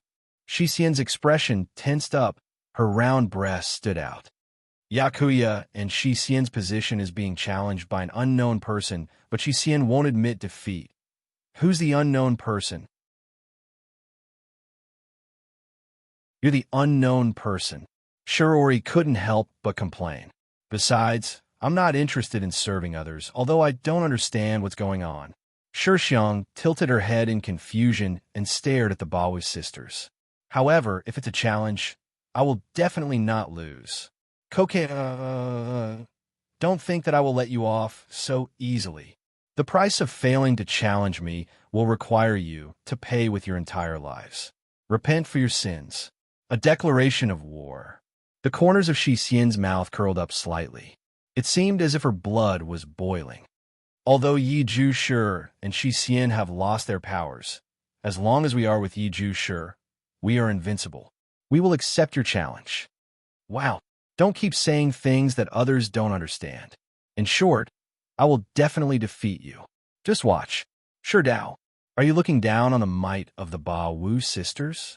If we join forces with Shi Xian, we Ba Wu sisters will definitely not lose. Agreed. We will make you accept your defeat wholeheartedly and prove that only Yi Ju Shi and Shi Xian are suitable to serve Master. In the room, a tense atmosphere suddenly descended, filling every corner of the room. Toka, Ye Ju Shi, and Shi Xian glared at each other fiercely. Faintly, arcs of electricity danced in their gazes, creating dense sparks. Shiori's face was covered in sweat as she raised her hand weakly. I didn't mean to challenge you. The moment she said that, the three of them fiercely looked at Shiori, causing her to tremble. She whimpered and retreated to Wu Yan's bedside. She looked at Wu Yan with resentment. Shi Dao, if you don't give me a reasonable explanation after this, you will only have one meal left out of 3. Wu Yan's face was covered in tears. You're tuning into the Warrior Lore YouTube channel. Don't forget to subscribe and join us on this journey to catch the most captivating stories.